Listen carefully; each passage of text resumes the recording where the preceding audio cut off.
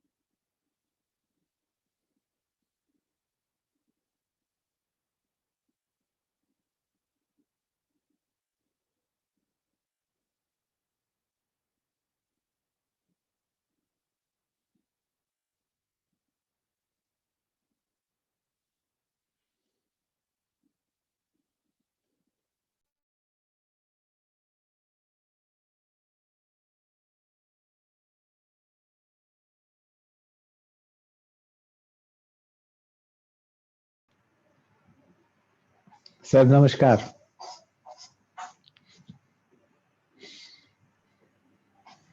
क्या हाल चाल? बिल्कुल ठीक हूँ सर। अभी आप दिल्ली में हैं सर? हाँ, इधर ही है।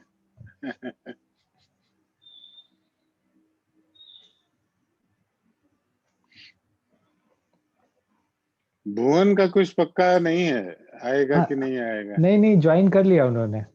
भुवन ने ज्वाइन कर लिया? हाँ दिख रहा है, स्क्रीन पे दिख रहा है। नमस्कार सर। अच्छा नमस्कार। हाँ चलिए बढ़िया, आप आ गए। नमस्कार सर। हाँ नमस्ते भाई। नमस्कार। नमस्ते अशोक भटनागर। जी जी जी।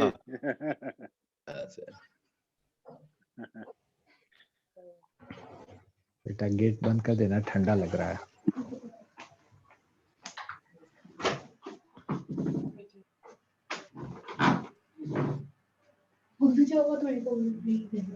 उतना क्यों बंद कर दिया? कोई आवाज नहीं आई ना, तो किचन में कर रहे हैं। मम्मा को अगर आना होगा तो फिर वो सोचेगी बंद कर दिया। थोड़ा सा खोलो, हल्का सा।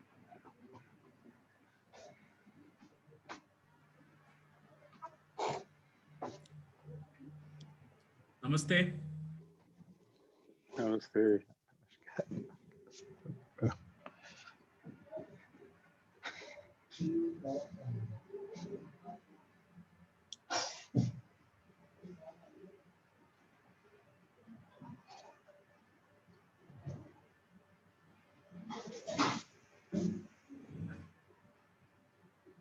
डॉक्टर मनी नमस्कार।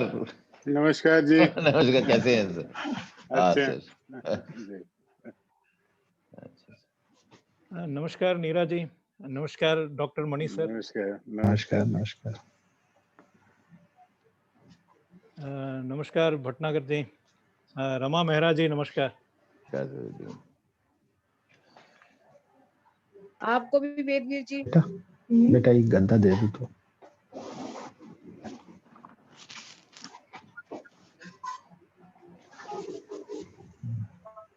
अब ठीक है। So before the discussion starts, if I can ask some questions, because I may not be getting. So Dr. Mani and other Sanjay ji, like any update on that Sanoli chariot that we are talking about that? Please don't Yes, of ask any course. questions now, because it should be revealed during discussion. And If it is coming, secondly, then it's fine. no, secondly, we have to restrict time today because we have such renowned archaeologists with us. And then we have a very well, established scholar in the Vice Chancellor and of course MS ICHR. So let us focus our attention on listening to the archaeologists today. So that we can, don't Because ask. this, Neeraj, can I thank you for this fantastic symposium on the Zoom that you have organized? Thank you. आप सबका ये सब सहयोग से तो हुआ है। ये जितने लोग आप देख रहे हो स्ट्रिंग पे, it is not my program, it is all everybody's program. मैंने तो बस एक कहते हैं छोटी सी वो डालती हूँ सीड, अब कोई डालता है, जब तक उसमें नरिशमेंट नहीं आता है तब तक वो पेड़ नहीं बनता है। Thank you for appreciating, thank you for appreciating. Namaste everyone. Sorry for interfering in this middle of your discussion. I request all the speakers to kindly check whether they are able to share their PPT or not. One by one, please, because we have given permission. So please kindly check. We have to start at 6:45 today. Yes, ma'am. Yes, ma'am. Thank you. हाँ, इतना ही सब क्या लिया, इतना ही।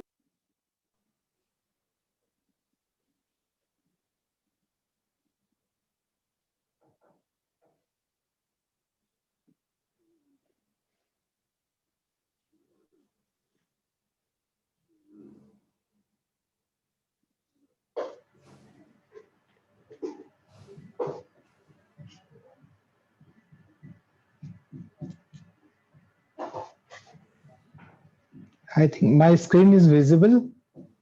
okay. Yes, yes, very much. That subject is there. Okay, okay.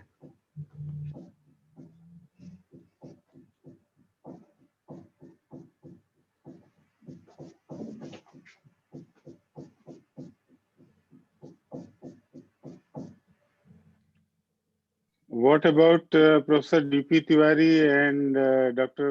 Alok Tripathi? Have they joined? I think Alok is not available. Sir, Alok मेरी ji is बात हुई। joining. हाँ, मेरी बात। Sorry, Alok sir is there, and D.P Tiwari ji is also joining in next 2 minutes. Okay. Copy paste कर दो। क्या हुआ? वो हटाओ। हाँ तो छोड़ दो ना। अरे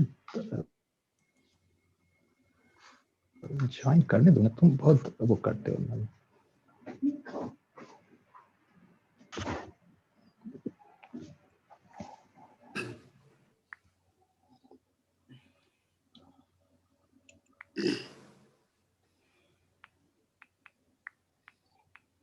नमस्कार सर।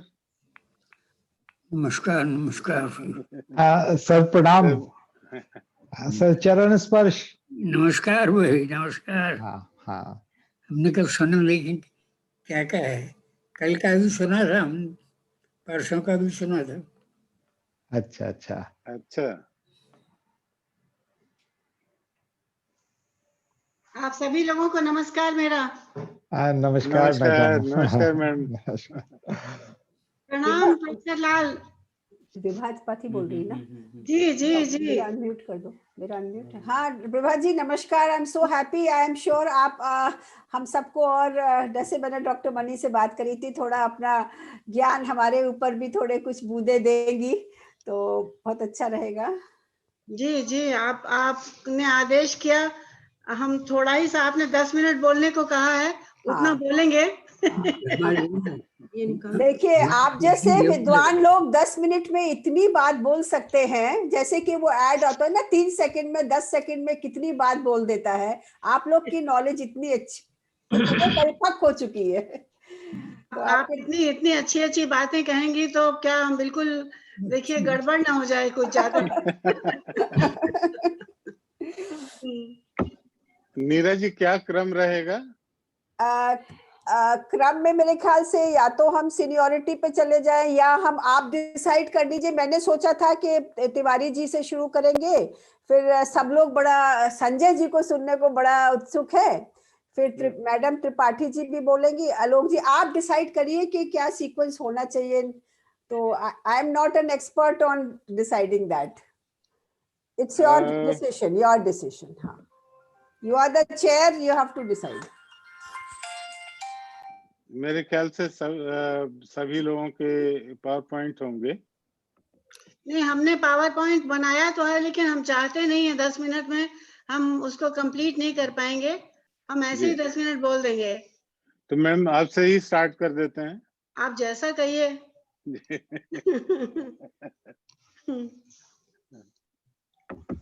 कर सकते हैं, अगर लाल साहब बोले तो उनसे शुरू कर सकते हैं। नहीं भाई, मैं नहीं बोल रहा हूँ, मैं सुन रहा हूँ। अच्छा अच्छा, ठीक है ठीक है। बस सर आप आशीर्वाद दे दीजिए। हाँ बस। It is always there, it is always there. जी। अरे मेरी तबीयत ठीक नहीं है, इसलिए मैंने थोड़ा सा अवॉइड किया, क्योंकि स्ट्रेन पड़ जाता है ना। जी जी। तो तबीयत ठीक ना होने से फिर आप स्क्रीन पर दिखाई दे रहे हैं और इतना आपका उत्साह है कि आप अभी तक इन सब चीजों में सम्मिलित हो रहे हैं, हम लोगों को अपने विचारों से अनुप्राणित कर रहे हैं, यही बहुत बड़ा है। आपकी उपस्थिति मात्र ही हम सब लोगों के लिए इतना इंस्पायरिंग। तिवारी जी, हमेशा कुछ ना कुछ सीखने का मौका रहता है, इसी लालचवश में बैठा हुआ हूँ। आपसे हम लोग सीख रहे हैं अभी तक। बिल्कुल बिल्कुल। आधारभूत आधार तो आप हैं, उस आधार पे ही आगे काम बढ़ रहा है। हाँ, बिल्कुल सही कह रहे हैं संजय जी आप। हाँ, जब तक वो आधार नहीं होता तो शायद हम लोग यहाँ पहुंचते भी नहीं। हाँ, ऐसा न कहिए, आप लोग इंडिविजुअली बहुत कॉम्पिटेंट हैं, इसमें कोई शक नहीं। नहीं, आधार तो प्रदान करना सबसे बड़ी बात है। डॉक्टर मनी बैठे हुए हैं। सर आप ही के शिष्य हैं। आप ही से सीखा है सब कुछ। ये तो आज के जो पुरातत्वविदों की जो भी हम लोगों के बीच में उपस्थिति में, सभी यही कह सकते हैं जो मणि जी कह रहे हैं। हाँ बिल्कुल बिल्कुल। तो अब आज हमको एक चीज बताएं कि आज की जो भी ये जो आज का सेशन है, इसमें खाली पुरातत्व वाले ही लोग हैं कि बाहर वाले भी हैं? क्योंकि 2 दिन तो और विधा के लोग थे जो महाभारत को डेट करने का प्रयास कर रहे थे अपने अपने तरीके से। तो हम लोग असल में पहले दिन तो ट्रेडिशन लिटरेचर वगैरह पे था, एपिग्राफी पे। दूसरे दिन एस्ट्रोनॉमिकल डेटिंग पे था, और आज आर्कियोलॉजी पे है। तो बोलने वाले लोग आर्कियोलॉजी के ही होंगे, बाकी पार्टिसिपेट सब लोग कर रहे हैं। पार्टिसिपेट के लिए हमने सबको बोला है, सब कर रहे हैं जी। हम लोग बिना आर्कियोलॉजी वाले भी हैं। नमस्कार नमस्कार।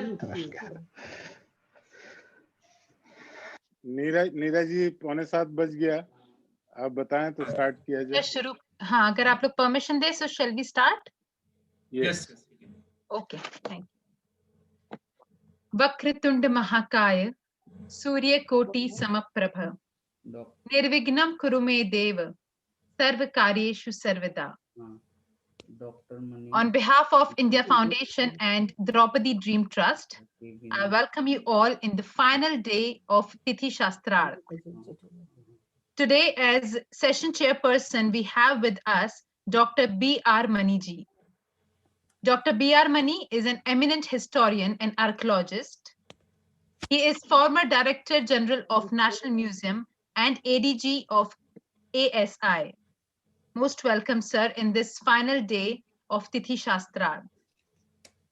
Speakers of today's session are Dr. D.P Tiwari ji, Dr. Sanjay Manjul ji, Professor Alok Tripathi ji, Dr. Bhuwan Vikram ji, and Professor Vibha Tripathi ji.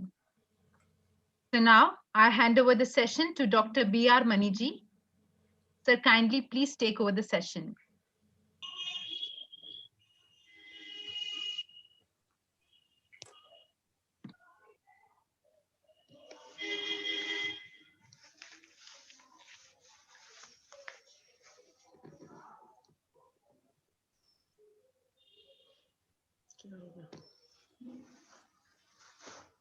So kindly unmute yourself, and I request all the participants, please mute yourself. Yeah, thank you so much. There was some phone call, so it was I was disturbed. Should I start now? Yes, sir, please. Okay, okay. Good evening, friends. I'm thankful to the Draupadi Dream Trust and to the India Foundation, and in particular to Neera Mishra ji for inviting me to chair this session of Tithi Shashtrarth, or the date debate, though the spelling in the banner requires correction. Oh my God. Ancient cultures developed in India in different geopolitical areas, which are identifiable with ancient janas and janpadas. This is the reason why in different areas we find inhabitants living in Mesolithic, Neolithic, Bronze Age, and early Iron Age. For example, in the 4th millennium BCE, Mesolithic people were living in Vindhyan areas. Neolithic settlements were located in Kashmir, early Hadappans and Chalcolithic people in Haryana, Punjab, Rajasthan, and Gujarat, etc. Diffusion of these cultures through interactions brought about birth and growth of the great Indian civilization. Mahabharata represents this phase when representatives from different parts of the country sided either Kauravas or Pandavas in the Great War. The time of the Great War has remained controversial and put in either just before 3100 BC or around 9th century BCE. After his excavations of Hastinapur in the 1950s, Professor B.B. Lal, and I'm honored that Professor Lal is present in today with us in this meeting, had proposed the latter date with evidence of painted gravure as the representative pottery of this time.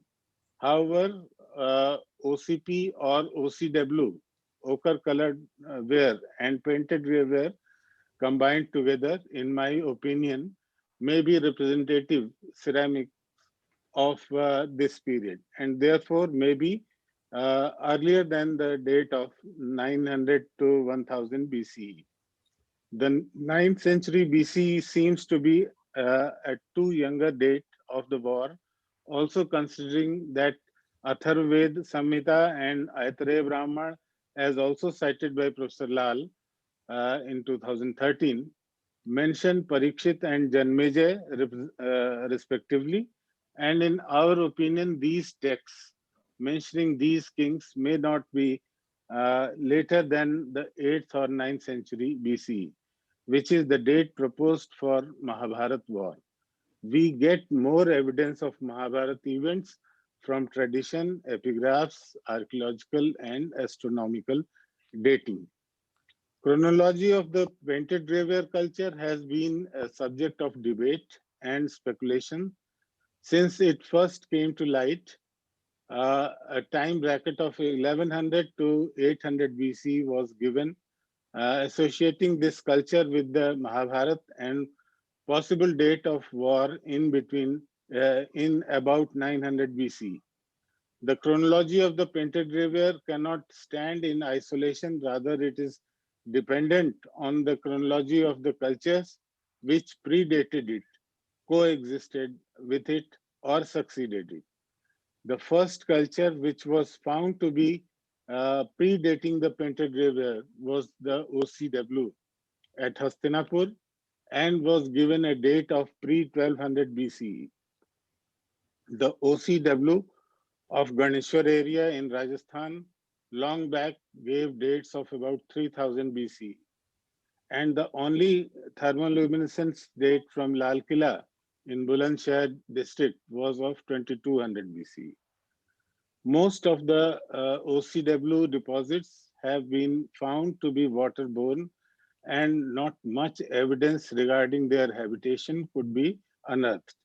The pottery, in spite of being black on red, was considered as redware because of leaving ochreous color on rubbing.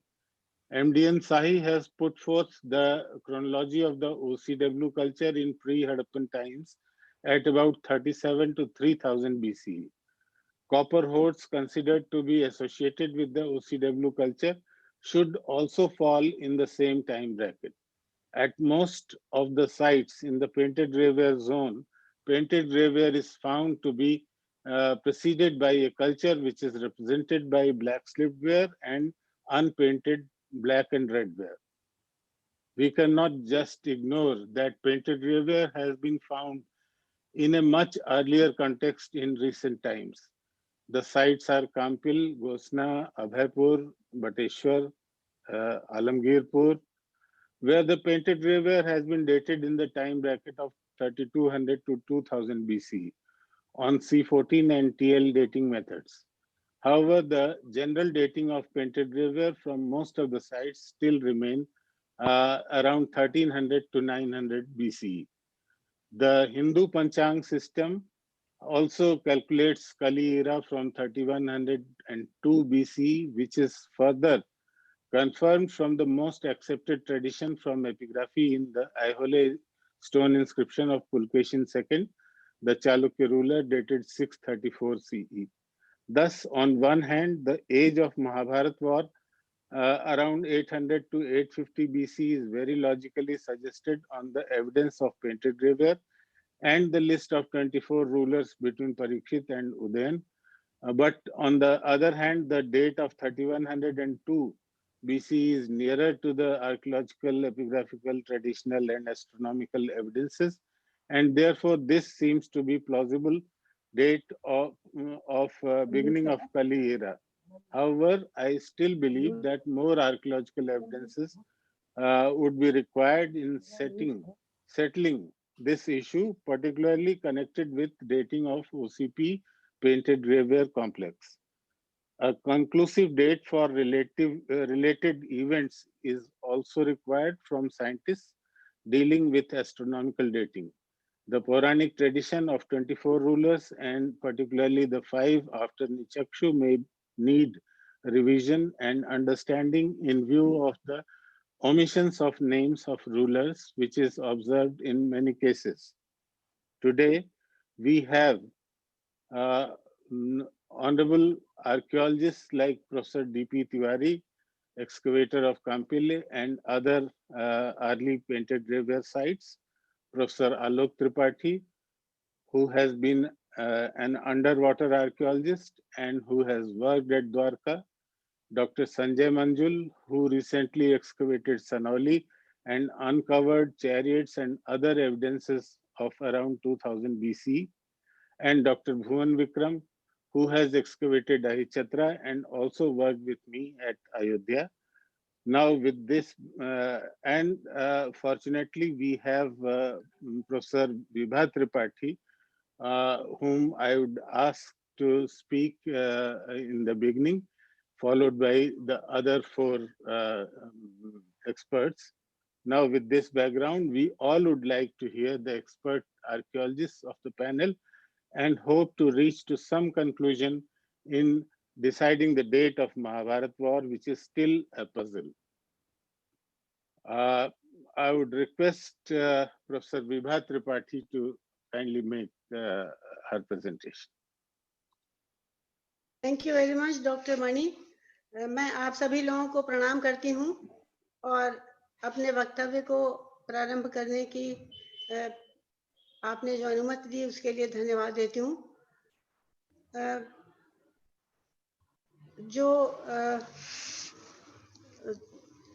जो एक तरह का महायज्ञ, जैसा कि नीरा जी ने हमसे कहा, आपने शुरू किया है, उसमें थोड़ी थोड़ी अपनी आहुति डालने का हम लोगों को आपने अवसर दिया, इसके लिए आपको बहुत धन्यवाद। मैं अपने को कोई बहुत बड़ा एक्सपर्ट इस विषय में बिल्कुल भी नहीं मानती, क्योंकि महाभारत की यदि चर्चा करें तो एक ऐसा महाग्रंथ है जिसकी रचना सदियों में हुई है। उसके 3 चरण तो सभी को ज्ञात हैं, जिसमें कि कहा जाता है कि वो कैसे धीरे धीरे एक छोटे घटनाक्रम के ऊपर चर्चा करते हुए धीरे धीरे बढ़ा हुआ जय, भारत और महाभारत। ये अपने में ही अगर उसको वैज्ञानिक दृष्टि से देख करके ये तय करने की बात हो कि कब ये घटनाक्रम घटित हुआ, उसकी बात करें तो बहुत कठिनाई पैदा करता है, क्योंकि उससे ये समझ में आता है कि उस छोटी सी जो घटना हुई होगी, 18 दिनों की का युद्ध हुआ होगा, और उसके आगे पीछे बहुत सारी घटनाएं हुई और एक बड़ी व्यापक संस्कृति का निर्माण हुआ। वो क्या रही होगी, अपने में ही ये एक बड़ा प्रश्न है। अगर हम पुरातत्व की दृष्टि से देखते हैं और उसको जो हम महाभारत का स्वरूप देखते हैं, आज के जो भी एडिशंस हमको उपलब्ध हैं, उनको देख के ऐसा लगता है कि बहुत सुविकसित संस्कृति का ये ग्रंथ है। जब हमारी भारतीय संस्कृति अब ऑलमोस्ट अपने चरमोत्कर्ष तक पहुंचने के क्रम में बहुत आगे बढ़ चुकी थी, और पुरातत्व के विद्यार्थी होने के नाते जब उस तरह की सांस्कृतिक परिदृश्य को खोजने की हम चेष्टा करते हैं तो ज्यादातर कठिनाई में पाते हैं अपने को। तो पहली बात तो यही कि किसको हम महाभारत के काल की घटना कहें, ये एक प्रश्न मेरे मन में कम से कम उपजता है। जय वाले को कहें, भारत को कहें या महाभारत को कहें। महाभारत में जो भगवत गीता का स्वरूप है उसको देखें तो शायद दर्शन के चरमोत्कर्ष पर हम पहुंच चुके थे। आज भी गीता और जो भी राजनीति शास्त्र के ऊपर ज्ञान हमको महाभारत में अंतर्निहित दिखाई देता है।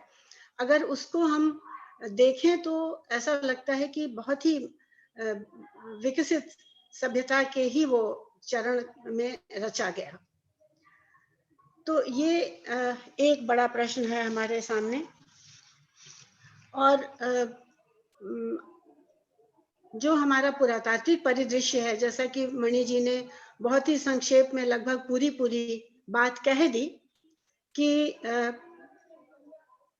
उस क्षेत्र में अगर हम कुरुक्षेत्र से लेकर के और मध्य गांगेय क्षेत्र तक के पूरे पुरातात्विक परिदृश्य को देखें तो न्योलिथिक तो हमको जो पर्वतीय भाग है वहां देखने को मिलता है, या जिसको हम ईस्टर्न न्योलिथिक, ईस्टर्न चैल्कोलिथिक कहते हैं, उसको देखते हैं तो बहुत ही फ्लिम्जी कुछ थोड़ा बहुत हमको यहाँ वहाँ दिखाई देता है। हालांकि कृषि और भी तकनीकी कुशलता जो मृदभांड कला की थी और उसमें वो सब हो चुकी थी, लेकिन फिर भी महाभारत के उस चरण में हम उसको कहीं समाहित नहीं कर सकेंगे।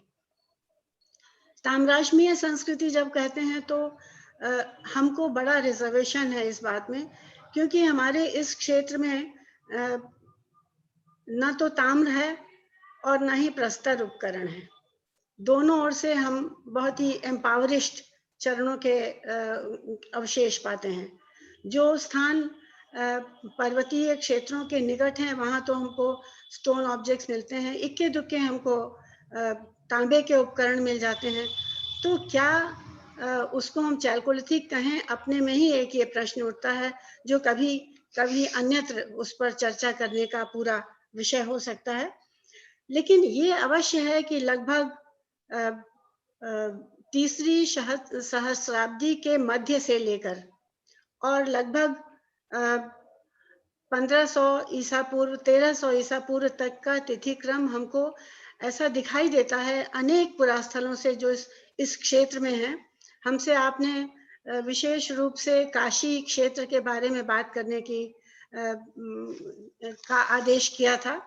तो अगर उसमें हम मध्य गंगा को पूरी तरह से ले लें तो यही पहला चरण हमको दिखाई देता है, जबकि हमको ब्लैक स्लिप्ड वेयर और ब्लैक एंड रेड वेयर के प्रयोग के साथ कुछ इक्के दुक्के ऐसे उपकरण पत्थरों के या तांबे के दिखाई देते हैं, चाहे वो सरयू पार क्षेत्र हो, चाहे वो इधर का प्रयाग से लेकर के और काशी और इसके आगे तक का क्षेत्र हो, बलिया जिले तक के बहुत सारे उत्खनन और सर्वेक्षण हुए हैं हमारे यहाँ।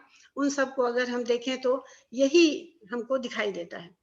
ओसीपी जिसकी चर्चा अभी हुई वो एक ऐसी संस्कृति है, अगर हम मंजुल जी के सिनौली और उसके आसपास के क्षेत्र को देखें तो एक दूसरा चित्र उपस्थित करता है ये उत्खनन, जो कि सामान्यतः जो अब तक हम ओसीपी के चरणों से जानते थे उससे थोड़ा भिन्न मालूम पड़ता है। लेकिन उसके साथ जो हड़प्पन संस्कृति का कुछ इनपुट हमको मिलता है, वो संबंध जो ऐसा लगता है कि यमुना हिंडन की ओर जब हड़प्पन संस्कृति के लोग आ रहे थे तो उन्होंने इनके साथ उनका संपर्क हुआ। पहले भी दीक्षित जी ने, आदरणीय के.एन. दीक्षित जी ने एक बात कही थी जो मुझको बहुत सही लगती है कि ओसीपी के भी दो स्वरूप हैं, एक वो जिसपे कि हड़प्पन संस्कृति का प्रभाव है और दूसरा वो जो कि उससे थोड़ा फ्री है और एक इंडिपेंडेंट वो मालूम पड़ता है। जब हम इस यमुना के क्षेत्र के आसपास वाले उसमें आते हैं और उससे थोड़ा और पूर्व की ओर बढ़ते हैं तो जो ओसीपी की संस्कृति, जो ओसीपी के मृदभांड और वो हैं, वो थोड़े से अलग दिख पड़ते हैं, उस पर हड़प्पन इम्पैक्ट कम है। लेकिन समहाउ ऐसा लगता है कि किसी स्तर पर हड़प्पा के लोगों का ओसीपी के लोगों के साथ निकट संपर्क बना, जो हमें बहुत से उत्खननों में जो अभी हाल के वर्षों में हुए हैं उसमें दिखाई देते हैं। ग्रेव्स में जो हमको हड़प्पन सी दिखने वाली ग्रेव्स हैं, उसमें कॉपर रोड इम्प्लीमेंट्स का मिलना बहुत कुछ एक अलग कथा कहता हुआ मालूम पड़ता है। लेकिन अब हमारा प्रश्न जो इमीडिएट जिसकी हम चर्चा करने के लिए अभी बैठे हैं कि क्या उसको हम महाभारत के साथ जोड़ सकते हैं, ये एक प्रश्न है जो कि सभी के लिए विचारणीय है। ये अवश्य है कि उस तिथि क्रम की दृष्टि से देखें तो ये तीसरी सहस्राब्दी में जाता हुआ दिखाई देता है और वहां से लेके अगर हम प्रोफेसर लाल बैठे हैं श्रृंगवेरपुर की चर्चा करें तो 1200 बीसी तक की डेट हमको ओसीपी से वहां से मिली है। तो एक इतना बड़ा कालखंड हमको दिखाई देता है जिसमें इस तरह की संस्कृति फल फूल रही थी। तो एक जो प्रश्न मुझको ज्यादा बड़ा लगता है कि एक ऐसी संस्कृति है जो अचानक समाप्त हो जाती है। ओसीपी के सभी अवशेष सभी जो चरण है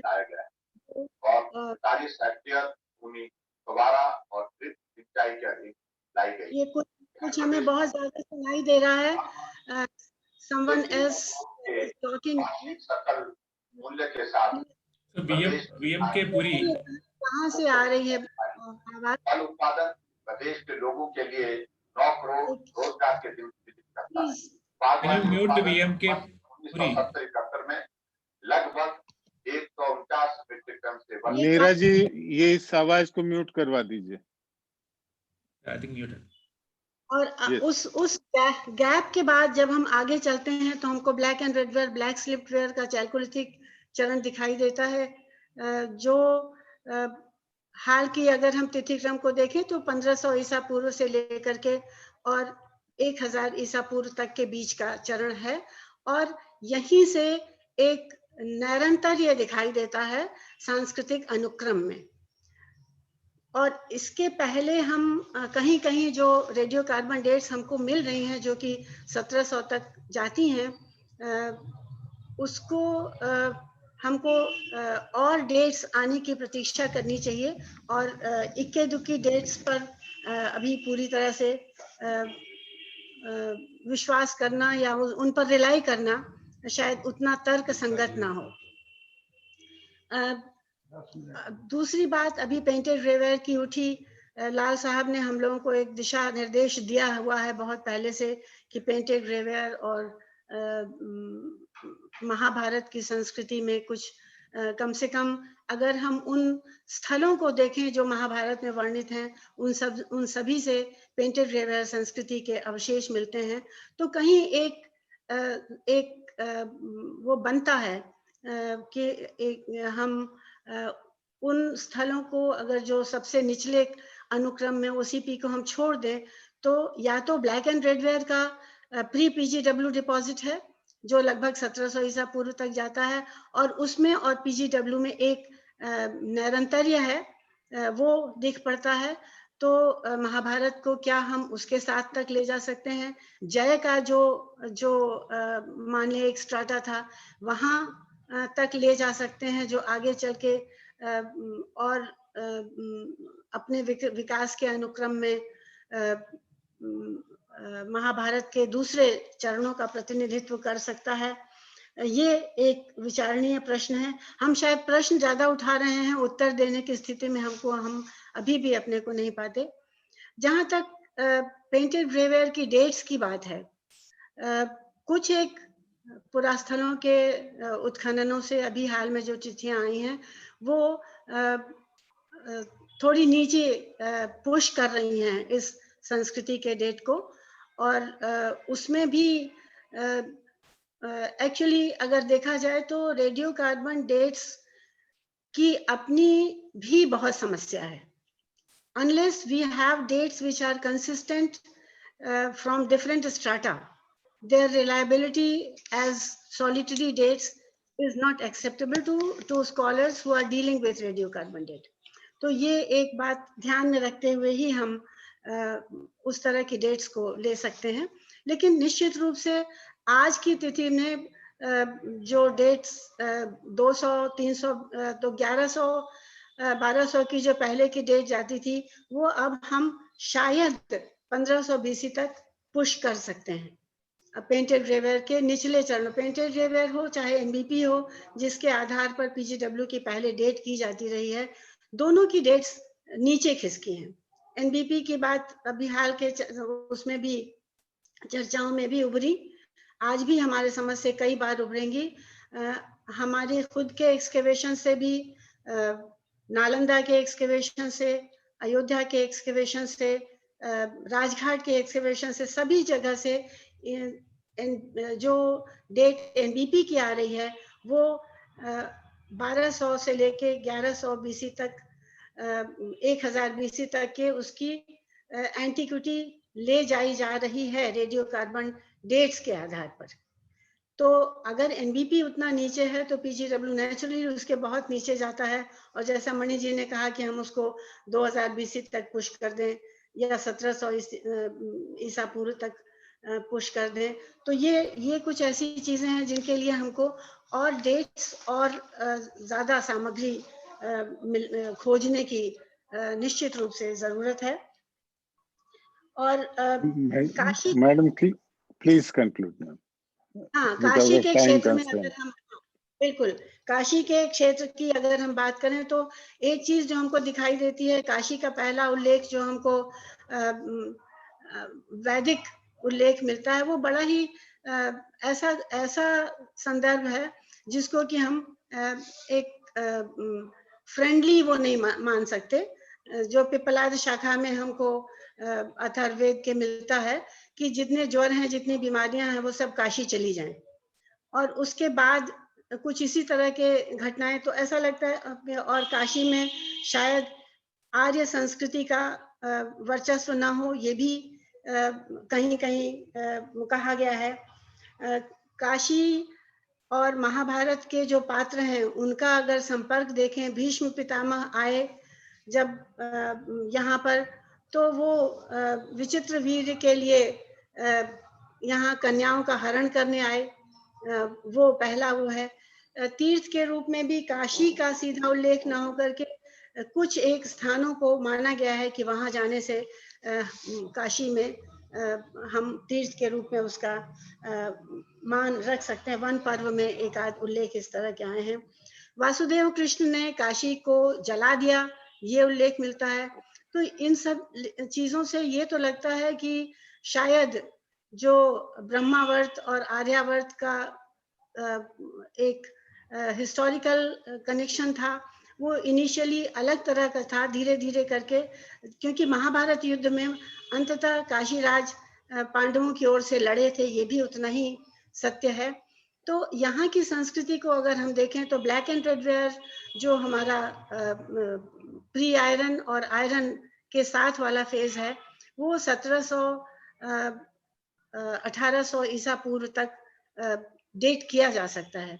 तो क्या हम चाहेंगे कि हम महाभारत को उस जगह रखें, उसके तिथि क्रम को? ये एक विचारणीय प्रश्न है। और जो पिछले 2 दिन का डिबेट था उसमें भी हम देख रहे थे कि बहुत सटीक एस्ट्रोनॉमिकल कैलकुलेशंस में भी वेरिएशन इतना था कि 3000 प्लस से लेकर के और 1700 ईसा पूर्व के बीच में विद्वानों ने अपने अपने मत रखे थे महाभारत के उस युद्ध को, उसका तिथिक्रम निर्धारित करने के लिए। तो ऐसे में ऐसा लगता है कि अभी ये जो एक महायज्ञ नीरा मिश्रा जी ने शुरू किया है, इस तरह के बहुत और यज्ञ होंगे, तब जाके हम लोग महाभारत युद्ध की तिथि का निर्धारण कर सकेंगे। आपने हमको धैर्यपूर्वक सुना, इसके लिए बहुत बहुत धन्यवाद। नमस्कार। बहुत बहुत धन्यवाद प्रोफेसर विभा त्रिपाठी जी। और आपने संक्षेप में अपनी सारी बात कह दी। अब क्रम को आगे बढ़ाते हुए मैं रिक्वेस्ट करूंगा प्रोफेसर डीपी तिवारी जी से। Professor DP Tiwari. हाँ जी सर। जी जी, आप अपना वक्तव्य दें। जी, आदरणीय लाल साहब को प्रणाम, मणि साहब और इस कार्यक्रम में जुड़ी हुई मैडम त्रिपाठी, नीरा मिश्रा जी, मंजुल जी, सरला जी, सभी को मेरा प्रणाम। और बड़ा इंटरेस्टिंग टॉपिक पे डिस्कशन 3 दिन से चल रहा है। मेरा दुर्भाग्य रहा कि मैं पिछले 2 दिन में इसमें शामिल नहीं हो सका, विश्वविद्यालय के काम से कहीं बाहर जाना पड़ा था। एक चीज हम बहुत स्पष्ट करना चाहेंगे अपने अनुभव से कि अगर कोई ये उम्मीद करता है कि महाभारत में जैसा लिखा है वैसा किसी आर्कियोलॉजिकल साइट पर एक्सकैवेशन से निकल आए तो शायद उसको बहुत सफलता या बहुत अच्छी आशा के साथ जवाब नहीं मिलेगा। आप लोग किस पॉटरी को महाभारत काल से संबद्ध मानते हैं, ये आपका अपना अपना मत हो सकता है, लेकिन मैंने तो हस्तिनापुर एक्सकैवेशन के बाद लाल साहब ने जो बात कह दी कि पेंटेड ग्रे वेयर होराइजन को हमें महाभारत काल से जोड़ना चाहिए, उसी को मूल मंत्र मान के आगे बढ़ते रहे। पता नहीं इसमें कितना हम लोग सही है, कितना गलत है। संयोग से 5-6 साइट हमने एक्सकैवेट की, जिसमें संचान कोट है, सियापुर है, अहिरवा राजा रामपुर है, कंपिल है, फिरवितनी शरीफ है, चरदा है। इन सब से पेंटेड ग्रेवेयर आता है। सौफरी है, मदनापुर है, और वो 2 कंटेक्स्ट में आता है। एक तो उसका डिपॉजिट प्योर पेंटेड ग्रेवेयर का है और दूसरा एक डिपॉजिट ऐसा आता है जिसमें एनबीपी जुड़ जाती है, और फिर तीसरे चरण में पेंटेड ग्रेवेयर एकदम से गायब हो जाता है और केवल एनबीपी चलती है।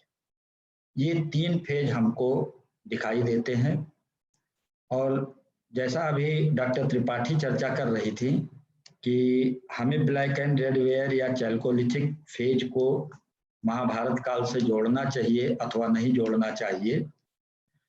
कंपिल का जो जमाव है वो जमाव तो इस बात का समर्थन नहीं करता, क्योंकि वहां पर एनबीपी के नीचे पेंटेड ग्रे वेयर का लगभग 2-2.5 मीटर का जमाव है और उस जमाव के बाद हाइटस आ जाता है और वो अंतराल कोई मामूली नहीं है, लगभग 1 मीटर 90 सेंटीमीटर का है। उस अंतराल के बाद सैंड डिपॉजिट के बाद फिर black and red where period का जमाव आता है, उसके नीचे ओसीपी जमाव आता है। तो कंपिल के एक्सकेवेशन के एक्सपीरियंस के बाद तो हमको ये नहीं लगता कि कहीं ब्लैक एंड रेड वेयर और पेंटेड ग्रे वेयर का चैन लिंक या उसमें कोई कंफ्यूजन हो कि ये इसके साथ का है इसके बाद का है, ऐसा कोई कंफ्यूजन नहीं है। दूसरा, कन्नौज से करीब 10 किलोमीटर दूर सियापुर नाम की एक साइट पे भी हम लोगों ने इसी इलाके में एक्सकेवेशन किया था, तो वहाँ का रिजल्ट भी कुछ इसी तरह का है। पेंटेड ग्रे वेयर का इंडिपेंडेंट जमाव है और उसके बाद ब्लैक एंड रेड वेयर का, हालांकि उसके बाद ओसीपी का कोई जमाव नहीं मिलता। अब रही रेडियो कार्बन डेट की स्थिति, तो हम लोगों के साथ तो एक बात बहुत साफ है कि हम लोग एक्सकेवेशन के समय स्ट्रेटिग्राफी एसरटेन करते हैं, उसमें से जो चारकोल या अदर मटेरियल मिलता है उसकी डेटिंग के लिए जिम्मेदार लैब है, हम लोग डेटिंग नहीं करते। और तमाम ऐसी स्थितियों में देखा गया है कि एक ही कल्चरल होराइजन की अलग अलग तिथियां आती हैं और उसमें बड़ा लंबा अंतराल भी है। तो और मेन कंफ्यूजन का कारण शायद यही है। पेंटेड ग्रे वेयर की डेट में किसी जमाने में ये 600, 700, 800 बीसी तक रह जाती थी और अब तो 4000, 5000 ईसा पूर्व तक जाने लगी है। तो ये भी हो सकता है कि इस पॉटरी में इतना दीर्घ जीवंतता रही हो और ये भी हो सकता है कि रेडियो कार्बन डेटिंग मेथड में जैसे जैसे कैलिब्रेशन बढ़ता चला जा रहा है वैसे वैसे हम पुरानी तिथियां प्राप्त कर रहे हैं। थोड़ी बहुत तिथियां हम आपको बताएंगे। सबसे पहले कंपिल से शुरू करते हैं। तो कंपिल तो ये माना जाता है कि राजा द्रुपद की राजधानी थी, द्रौपदी वहीं पैदा हुई थी, वहीं पर उसका स्वयंवर हुआ था और बाद में वो कुरुक्षेत्र के साम्राज्य का एक राजधानी जैसा शहर था। एक्सकेवेशन में कोई राजधानी जैसे शहर का कैरेक्टर मिला नहीं। पेंटेड ग्रे वेयर होराइजन पर जो भी संस्कृति की झलक निकलती है वो ग्रामीण संस्कृति की झलक निकलती है। फिर इस पीजीडब्ल्यू वाले होराइजन को हम महाभारत से अगर जोड़ने का बहुत कोशिश के साथ प्रयत्न करें तो केवल 3 चीजें हमको मिलती हैं जिसके आधार पर कुछ हम कह सकते हैं कि हाँ ये महाभारत पीरियड से जोड़ा जा सकता है। हमको इस पीरियड में एक फर्श मिली जो कच्ची ईंटों की बनी थी। दूसरा एक साक्ष्य था, उसी फर्श से सटे हुए होराइजन पर 3-4 की संख्या में चूल्हे मिले, जो चूल्हे एक नाली से आपस में जुड़े हुए थे, जिनको आप मल्टीपल हर्थ कह सकते हैं। उनमें एक जगह लकड़ी लगाइए तो सब चूल्हे एक साथ गर्म हो सकते थे। तो इससे ये अंदाजा लगता है कि कभी कंपिल में वो दिन जरूर आया था जब उनको ज्यादा से ज्यादा लोगों के खाना बनाने की आवश्यकता पड़ी थी। शायद ये समय द्रौपदी के स्वयंवर का रहा होगा, ये केवल एक अनुमान लगा सकते हैं इस तरह का। दूसरा, पीजीडब्ल्यू होराइजन में हमको जुआ खेलने की जो गोटियां हैं वो बहुत भारी मात्रा में मिलती हैं और महाभारत में द्यूत क्रीड़ा का एक लोकप्रिय क्रीड़ा के रूप में उल्लेख भी बार बार मिलता है और शायद महाभारत युद्ध के बीच में ये द्यूत क्रीड़ा का बड़ा योगदान भी था। तो 2 ये एविडेंस ऐसे हैं जो ले जाते हैं कि हम किसी तरह से महाभारत के कैरेक्टर को यहाँ पर आर्कियोलॉजी में देखते हैं। अब रही डेट की बात कि यहाँ से डेट क्या मिलती है, तो कंपिल की डेट हमको थोड़ी ज़्यादा पुरानी मिल रही है, वो PGW लेवल से ही है। एक ट्रेंच हमने लगाई थी, वैसे वहाँ 30-35 ट्रेंच लगाई थी मैंने, लेकिन XT4 नाम की एक ट्रेंच थी, उसमें पेंटेड ग्रेवेयर के सबसे ऊपरी धरातल से जो डेट आ रही है वो आ रही है 1360 ±90 BC। और इसी ट्रेंच की ये डेट थी 4 मीटर के आसपास की। और जब 482 की गहराई में पहुंचते हैं, एक फ्लोर आती है 10 सेंटीमीटर मोटी, 482 से 492 में, तो वहां पर PGW की डेट रेडियो कार्बन आती है 2310 ±120, 2310 ±120 BC। और इसके बाद एक गैप आता है, उस गैप के बाद जो black and red where period का डिपॉजिट है, उसके निचले धरातल से जो OCP से ऊपर है, वहां से डेट आती है 3170 ±170 BC। ये तिथियां आती हैं कंपिल की, और इस आधार पर अगर हम कहें तो 2300 तक PGW की डेट कंपिल में कम से कम जाती है। इससे थोड़ा दूर कन्नौज की जो साइट है सियापुर की, वहां पर कुषाण, उसके नीचे NBP, उसके नीचे PGW, उसके नीचे black and red where culture के एविडेंस हमको मिलते हैं। और वहां पर PGW की जो कैलिब्रेटेड डेट आती है वो 1125 से लेकर के 796 BC के बीच आती है। लेकिन एब्रप्टली नीचे जो ब्लैक एंड रेड पीरियड का होराइजन है वो एक डिफरेंट ट्रेंच का है, वहां से बहुत ओल्डर डेट आती है, और वो डेट आती है 7532 BC की। तो कोई यकीन नहीं करता, हम भी नहीं करते, लेकिन ये इस तरह की तिथि आती है, और वो भी रेडियो कार्बन के माध्यम से। श्रावस्ती से पहले एक जगह है जिसका नाम है पिरवितनी शरीफ, यहाँ पर नीचे की कल्चर NBP है, और उस NBP के साथ लोअर होराइजन में कुछ पेंटेड ग्रेवेयर के टुकड़े भी हमको मिले थे। उस लेवल की जो डेट आती है, एक ट्रेंच थी YH10 क्वाड्रेंट थर्ड, और उसमें 220 से 245 सेंटीमीटर का जो लेयर, आखिरी लेयर था नेचुरल के ऊपर, उसमें हमको एक डेट रेडियो कार्बन मिली थी, वो थी 4340 से 3825 BC के बीच की। जबकि इस तरह की डेट वहाँ गनवरिया के आसपास पहले से रिपोर्टेड थी, लेकिन श्रावस्ती में इतनी पुरानी डेट एक्सकवेशन से पता नहीं चली थी। शाहजहांपुर में 2 साइट बड़ी इंपॉर्टेंट है, मतलब हमारे प्रयास की दृष्टि से।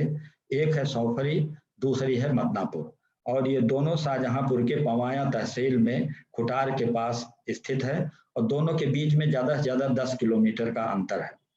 सौफरी मल्टी कल्चर साइट थी और मदनापुर सिंगल कल्चर साइट थी।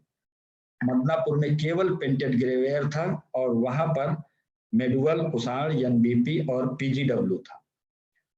PGW के 2 फेज वहां थे, एक में प्योर PGW था नीचे वाले फेज में, और ऊपर जब हम जाते हैं तो PGW के साथ NBP भी आ जाता है। लेकिन PGW वाले फेज में कोई आयरन जैसी चीज हमको नहीं मिली थी। तो यहाँ से जो एक डेट आती है, उस ऊपर वाले फेज से PGW के जमाव में ऊपरी चरण से जो डेट आती है वो आती है 1739 से 1706 BC के बीच की। और लेकिन दूसरी डेट यहाँ पर पीरियड 1A की कैलिब्रेटेड है, वो है 4940 से 4867 BC। ये भी डेट बहुत पुरानी है, और जो बटेश्वर आगरा की जो पहले से डेट मालूम है 3974 BC वाली, उसके आसपास जाती है। इस कंफ्यूजन को दूर करने के लिए हम लोगों ने वो सिंगल कल्चर साइट मदनापुर वाली एक्सकेवेट की थी, और वहां से एक डेट हमको मिली जो इसी रेंज की मिली, वो BS 2418, ये कैलिब्रेटेड डेट थी, लेकिन इसकी रेंज आती है 5189 से लेकर 4694 BC, इसके बीच की ये डेट है। और ये डेट उस समय की है जब DSIP के खिलाफ बड़ा आंदोलन हो रहा था कि यहाँ से बढ़िया डेट नहीं आती, और दुनिया भर का सब लोग उस पर टीका टिप्पणी कर रहे थे। लेकिन ये डेट हैं। हमारी मजबूरी और हमारी आर्थिक स्थिति लखनऊ विश्वविद्यालय में कुछ इस प्रकार की थी कि एम्स डेट कराने का हम लोगों के पास पैसा नहीं था, तो BSIP से जो डेट मिली उसी को हम लोगों ने आधार बनाया। और मेरी जहाँ तक समझ बनती है, उस समझ के आधार पर महाभारत का जो युद्ध हुआ होगा वो painted grey ware cultural horizon के लास्ट फेज में हुआ होगा। इसके पहले से PGW कल्चर 1000-2000 साल पहले से चली आ रही थी, और ये शहरी संस्कृति से अतिरिक्त एक ग्रामीण संस्कृति का प्रतिनिधित्व कर रही थी। और मुझको तो ऐसा लगता है कि ये शाहजहांपुर, सीतापुर और बरेली के आसपास का जो इलाका है, ये पेंटेड ग्रे वेयर का न्यूक्लियस जोन है। यहीं से पेंटेड ग्रे वेयर चारों तरफ फैलता हुआ नजर आता है, क्योंकि इतनी पुरानी डेट जितना इस लोकेशन में या इस लोकेलिटी की साइट में आ रही है, उतना न पश्चिम से मिल रही है न पूरब से मिल रही है। इधर 2 साल से हम बिहार में हैं, यहाँ की साइट्स पर तो PGW मिलता ही नहीं है। बहुत अकेजनल कहीं मिल गया तो मिल गया, अदरवाइज यहाँ पेंटेड ग्रे वेयर नहीं के बराबर है। तो मेरी इतनी समझ है, और जैसा आप लोग स्वीकार करेंगे वो अच्छा निर्णय होगा। धन्यवाद।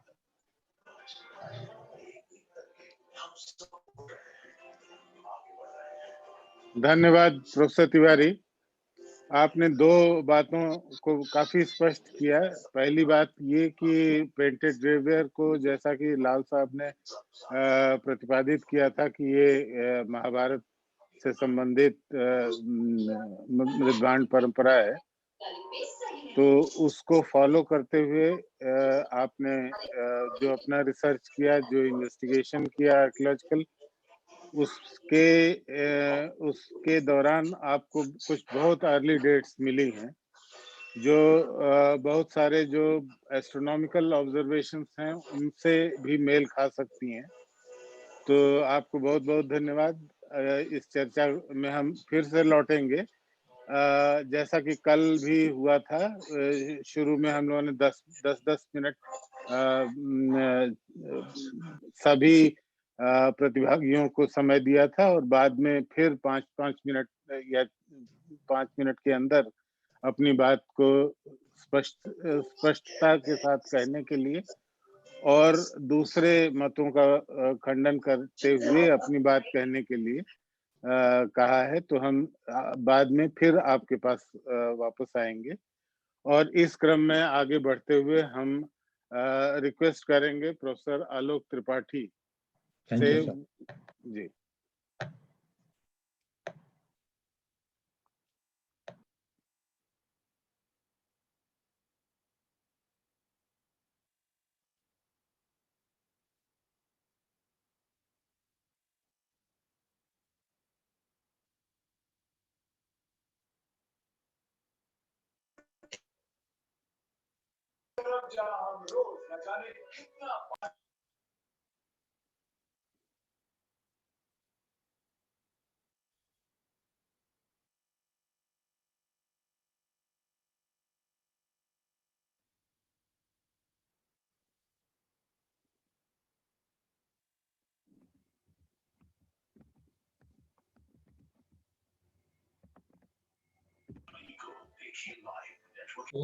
Namaskar to everybody. I will not be propagating any particular date. Rather, as an archaeologist, I will try to. Can you hear me? Yes, yes. Okay. I will try to touch few issues, basic issues related to archaeology. And I'll be just touching them, and then I'll be coming to Dwarika, which is an important site when we talk about Mahabharata. So I want to thank the Dream Trust and India Foundation for giving me this platform and to learn many new things during last 2 days. And I'm happy that a lot of work is being done on this particular topic. I'll be just skipping these few slides and will be coming because 10 minutes I have to finish my work. So I'll be not talking about Mahabharata. Vivaji has already told about it. I'll just talk about date, archaeology, and Dwarika. So when we talk about Tithi, let us be, as an archaeologist, I am always open. We have no bias, we have no bracket. So for an archaeologist, no date is a final date. As and when new evidence come, date is bound to change. And just I want to give you one example. In 1926, Marshall has written, India has almost universally been regarded as one of the younger countries of the world. And that was the perception of all archaeologists. And in 1924, when Harappa was excavated, in a single bound, we have taken back history to 3,000 years back. So that is what happens in archaeology. Tomorrow, if you find a site where you get some evidence, data are going to change, and therefore one has to always be ready to accept the evidence which are coming and which can be dated.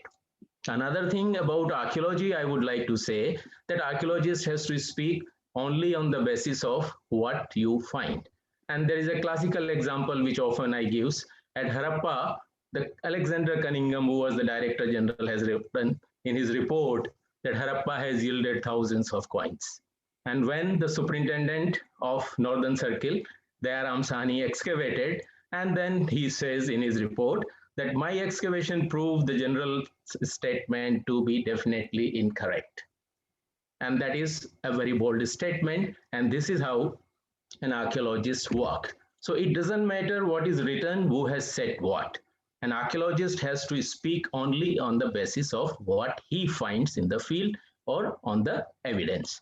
And then again, the archaeology, generally, we have a very vague sort of perception in India, not only among the public, but even with the professionals.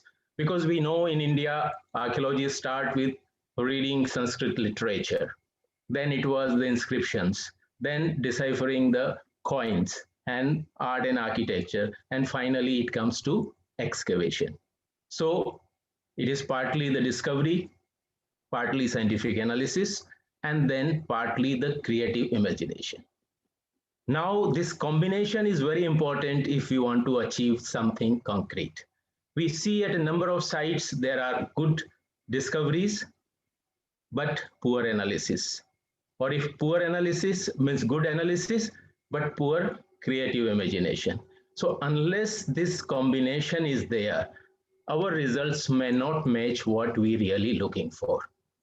And when we come, we try to combine, Professor Lal is here, who had made the pioneering work about studying, doing archaeology at Ramayana and Mahabharata sites. And the approach has to be identify the sites, excavate, and then date them. And when we talk about Mahabharata, there are a number of sites. All speakers have told about it. Mathura, Indraprasth, Hastinapur, Ahichhatra, Kampil, many others. But if you do the archaeology there, they are all multicultural sites, because all these places were existing before Mahabharata and they continued after Mahabharata.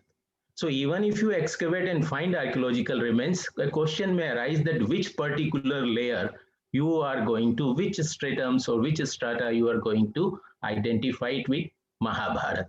But there is a place, Dwarika, which stand apart, and reason being because this is a city which was established by Krishna himself, and then after his death it was destroyed.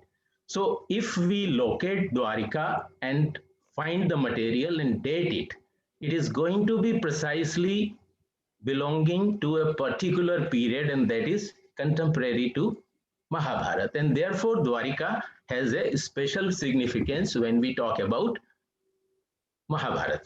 So just location of Dwarika on the westernmost tip. And then there are two places where people generally talk about and they have some confusions or they mix up. There is a place Dwarika, which is on the mainland here on the sea coast, and there is a small island in Gulf of Kutch. It was also known as Bhet Dwarika or Bet Dwarika, which means island in Dwarika. Can I interrupt? I think you're not sharing the screen. I am sharing from my side, it is there. No, but we are not able to see the screen. When it happened? Okay, I do it. It never was on the screen. It never was, Alok. But nobody told I am okay. I do it again. You are visible, but the screen is not. Yeah, okay, now it is visible. Okay.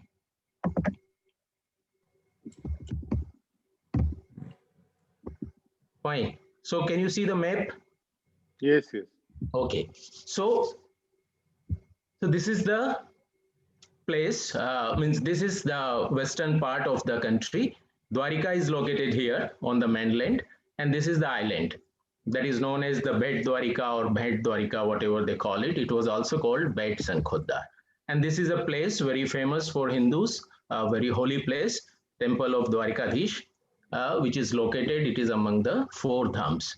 Just in very brief, the whole its identification is started with Parjitar when he was writing about Markandeya Puran in 1904.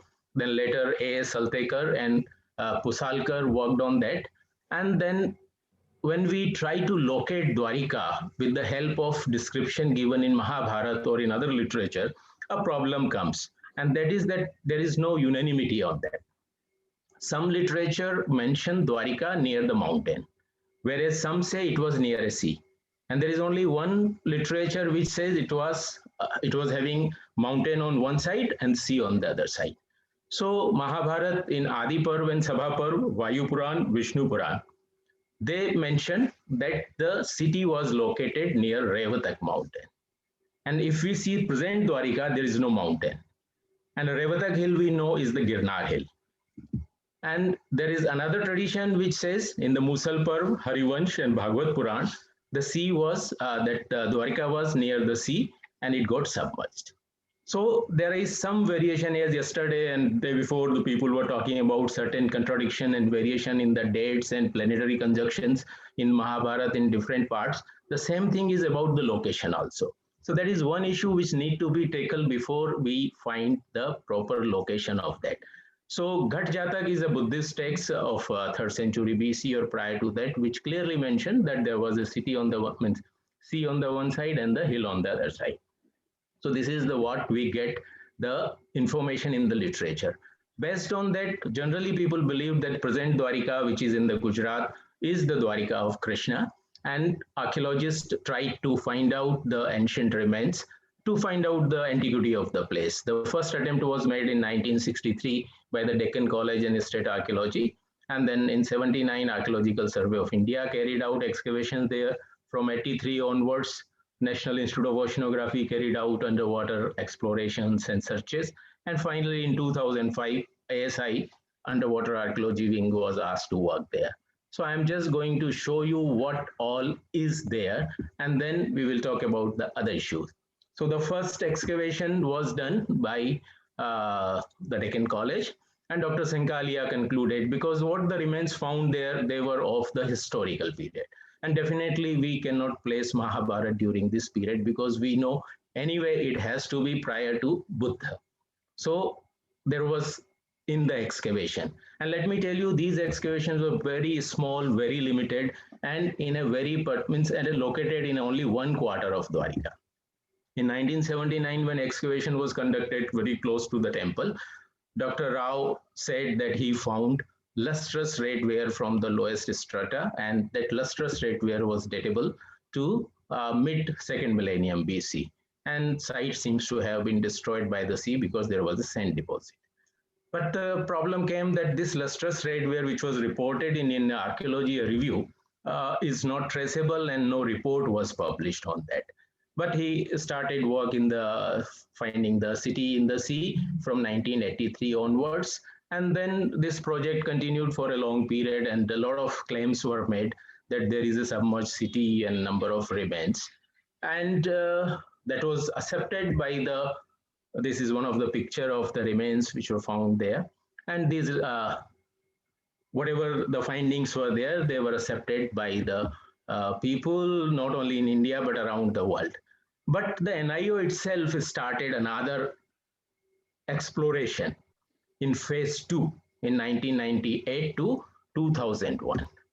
And the objective of this exploration was to find the remains of Mahabharata period of ancient city if existed.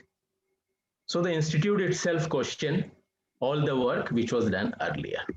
And after doing the exploration there, they said absence of any datable artifact antiquities associated with underwater structures of Dwarika. and they suggested that remains found near Bed Dwarika may be the remains of Dwarika. So in these two phases, their own results were contradicting, and they shifted from Dwarika to Bed Dwarika Island.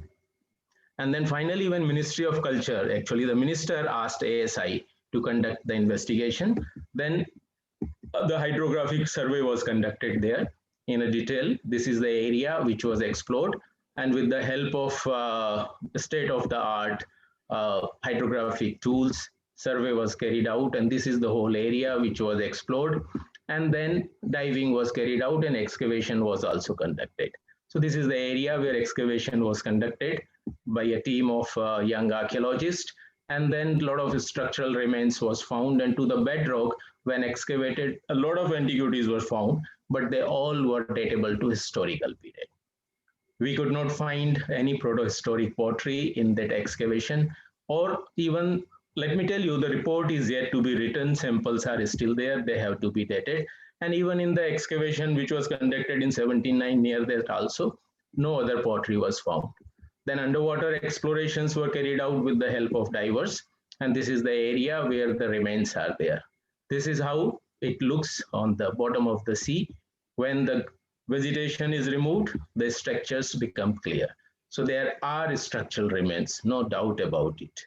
So they are the remains of fallen buildings, and the huge walls, thick, these are there, very well, properly cut, thick slabs, and we could find up to 4 courses of structures, and they all were documented.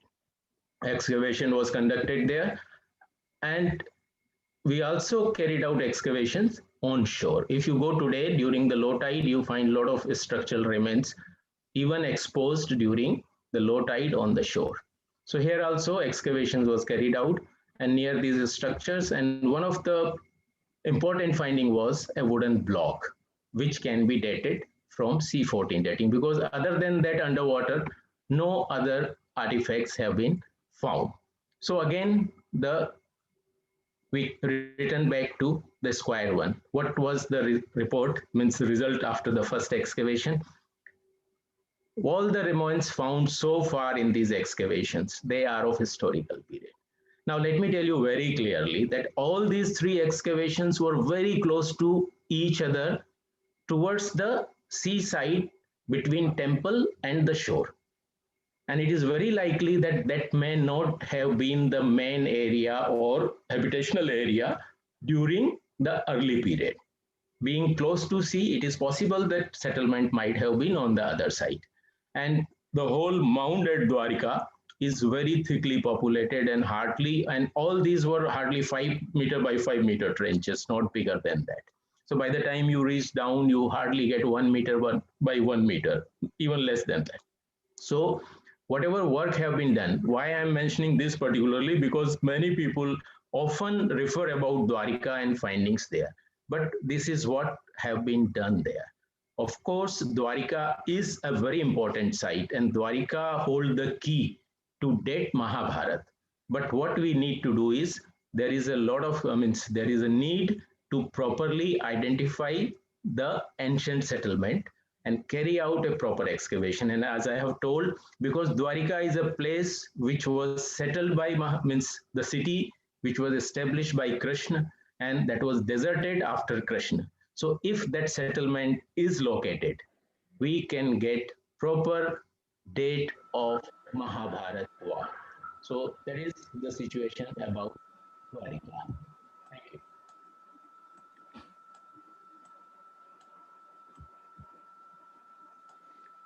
Thank you, Professor Alok Tripathi, for enlightening all of us about the exciting experience you all had in the underwater archaeology wing, which did work there and earlier also. And yes, you have suggested a very important aspect that the settlement of Dwarka has to be found out, whether offshore or onshore. So thank you very much for your talk. Now we know that in recent years, a very exciting experience the archaeologists have had at Sanauli, which was even excavated earlier in 2005 also, but some very exciting evidences have come to light, and I think all of you are waiting for this particular lecture by Dr. Sanjay Manjul, who is Joint PG in Archaeological Survey of India. So I request Dr. Sanjay Manjul to please take over the charge of the presentation. Thank you sir. सबसे पहले मैं धन्यवाद देता हूं अपने अग्रजों को और गुरुजनों को। ये एक ऐसा विषय है जिस पे चर्चा हो रही है, वो बहुत ही कंट्रोवर्शियल लेकिन बहुत ही इम्पोर्टेंट विषय है। जिस संदर्भ में मैं आज बात कर रहा हूँ और बात करने जा रहा हूँ सनौली एक्सकवेशन के बाद, हालांकि अगर हम सनौली की बात करें, सनौली उत्खनन की बात करें तो एक लंबे समय की आवश्यकता है। तो मैंने सिर्फ कुछ चंद स्लाइड के माध्यम से पहले सनौली एक्सकवेशन की बात करूंगा और उसके बाद उस संदर्भ में क्या कुछ प्रकाश पड़ सकता है महाभारत के युद्ध और उससे संबंध में, तो मैं उसकी पर चर्चा करूंगा। जैसा कि बाकी इन विषय पे महाभारत से संबंधित बहुत सारी बातें ऑलरेडी की जा चुकी हैं और तो मैं उस पे ज्यादा जाना नहीं चाहूंगा, की विषय पे बात करूंगा कि महाभारत को कैसे सांस्कृतिक रूप से उसके डेट और समय को हम किस तरह से निर्धारित किया जा सकता है सनौली एक्सकवेशन के बाद की अंडरस्टैंडिंग पे। जब हम सनौली एक्सकवेशन की बात करते हैं तो सबसे इंपॉर्टेंट फाइंडिंग सनौली एक्सकवेशन की है वो है war chariot, copper decorated shield, whip and torch, antenna swords जिसके साथ हिल्ट भी मिला है, कई एंटीना सोर्ड्स हैं, और विशेषकर बो का इंप्रेशन, उसके साथ एरोहेड्स, हेलमेट जैसे वेपन्स का एक ग्रेव में मिलना, ये बहुत ही इंपॉर्टेंट फाइंडिंग थी। और ये मैं कह सकता हूं निश्चित रूप से कि 2005-6 के एक्सकवेशन में भी इसी तरह की फाइंडिंग मिली थी और जिसके अंश आप आज भी स्लाइड्स में या फोटोग्राफ्स में देख सकते हैं। तो ये पूरा का पूरा जो ग्रेवयार्ड है जिसमें 116 बरियल 2005-6 के एक्सकवेशन में रिपोर्ट हुए और 10 बरियल जो 2017-18, 18-19 की खुदाई में हमने प्राप्त किया, उन सब का समन्वित अगर हम अध्ययन करें तो ये समझ में आता है कि ये पूरा परिक्षेत्र में ये शील्ड, सोर्ड इत्यादि जो वेपनरी है वो हमें इस ग्रेव के साथ मिल रहे हैं। ये जो ऊपर ओवरव्यू है, ये 10 बरियल जो हमने एक्सकवेट में किए हैं उनका ओवरव्यू है, जिसमें 5 ऐसे बरियल थे जो कॉफिन बरियल थे और उनके साथ वेपन्स और तो थे ही, 2 बरियल ऐसे थे जिसके साथ हमें चैरियट मिला। एक बरियल में, बरियल नंबर 6 में 2 चैरियट और बरियल नंबर 3 में 1 चैरियट के एविडेंस मिले। इसके अलावा ये बहुत ही एलोबरेट बरियल है। अगर आप बरियल का पिट देखेंगे तो वो काफी बड़ा है और संभवतः जो जितना कुछ हमने खुदाई किया उसमें जो एविडेंसेस हैं वो 40-50% एविडेंसेस हैं और 40% एविडेंस जो है वो ऑलरेडी खत्म हो चुके हैं, जैसे कि लकड़ी से बने सामान के इम्प्रिंट्स और इम्प्रेशंस मिल रहे हैं, लेकिन हम उसके शेप, साइज उसको हम नहीं समझ पा रहे थे। अगर हम जैसा कि मैंने कहा कि 5 बरियल जो है वो कॉफिन बरियल मिले और उसमें से 3 ऐसे बरियल थे जो फ्रेगमेंटरी थे यानी सेकेंडरी बरियल्स थे और 2 ऐसे बरियल हैं जो सिंबॉलिक हैं जिसमें किसी भी तरह का अस्थि अवशेष नहीं मिला, बल्कि जो बिलोंगिंग्स हैं, जो ग्रेव गुड्स हैं, वो हमें मिले। तो एक यूनिक कुछ बरियल के अगर आप टॉप व्यू देखें तो ये कॉफिन है, और कॉफिन के साथ हेलमेट है, शील्ड है, और चैरियट का व्हील है, और एंटीना सोर्ड है, और मशाल है साथ में। इसके साथ साथ कॉपर के चैनल्स थे, और गोल्ड बीड्स थे, और सिल्वर के कुछ टुकड़े भी हमें मिले हैं। तो ये पूरा का पूरा जो बरियल सिस्टम है वो बहुत ही एलोबरेट से, ये कुछ आप देखेंगे व्हील, जो गोलाकार व्हील है उसमें कॉपर का इनले किया गया है, और ये चैरियट का पोल है कॉफिन के साथ में।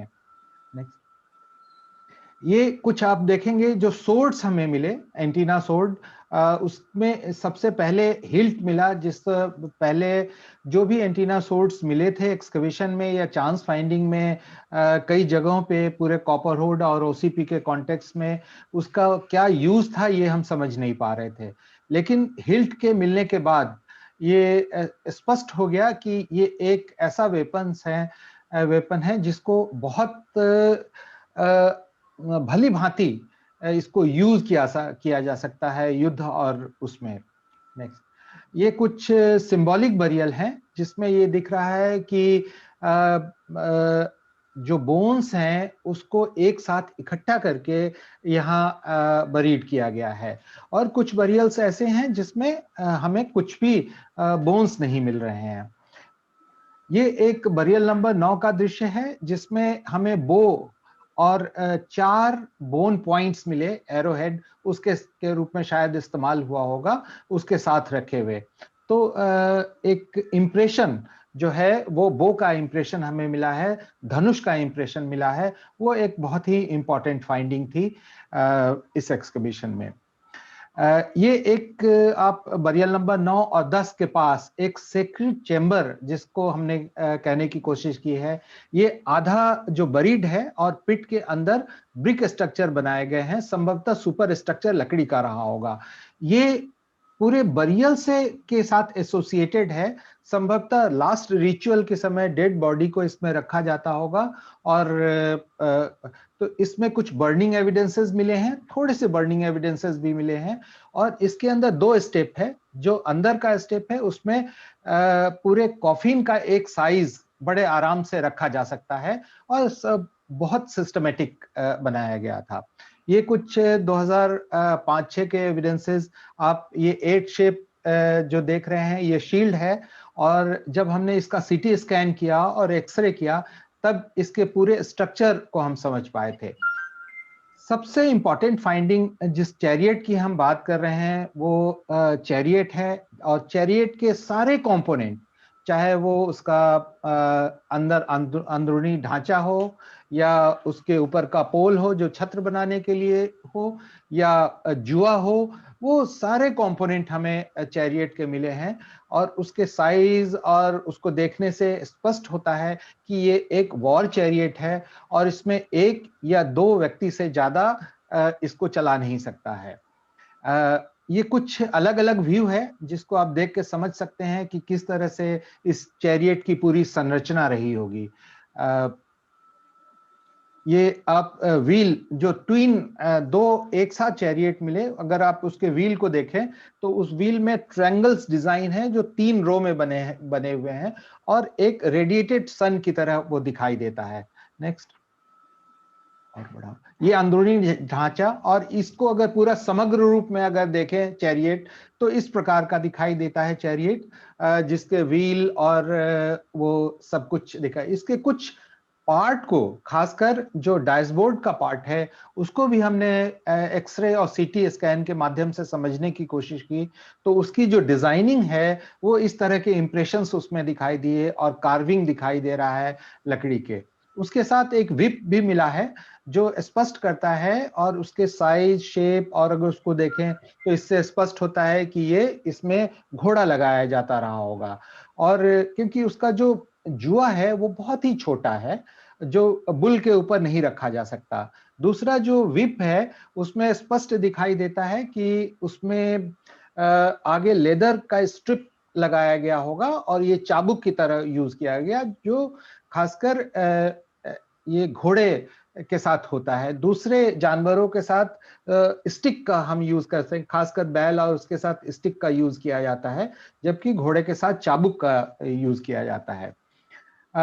नेक्स्ट, जो हेलमेट आप देख रहे हैं ये कॉपर हेलमेट है और इसकी जो पूरी व्यवस्था है वो आराम से एक सामान्य हेड में फिट हो सकता है। नेक्स्ट, अब हम बात करेंगे, जब सनौली की हम बात करते हैं तो हम ये नहीं कह सकते कि किसी भी फाइंडिंग को, चाहे वो सनौली की फाइंडिंग हो या किसी भी फाइंडिंग को, हम किसी पर्टिकुलर टाइम ब्रैकेट से या किसी इवेंट से हम जोड़ सकते हैं, ऐसा संभव नहीं है। और खासकर मेरा ये उद्देश्य सनौली को दिखाने का ये नहीं है कि सनौली को हम महाभारत से जोड़ रहे हैं, बल्कि एक स्पष्ट ये समझना जरूरी है कि सनौली में जो फाइंडिंग मिली है और जिस कल्चर को वो डिनोट करता है, संभवतः वो कल्चर रिस्पॉन्सिबल है, ये सनौली के जैसा कल्चर रिस्पॉन्सिबल है महाभारत के लिए, क्योंकि महाभारत में जिन चीजों की चर्चा है, वेपनरी की चर्चा है, रथ की चर्चा है, अर्बन कल्चर की चर्चा है, उन सारे विषयों को अगर हम रिलेट करने की कोशिश करें तो कहीं ना कहीं हमें सनौली की फाइंडिंग की याद दिलाता है या उसकी फाइंडिंग को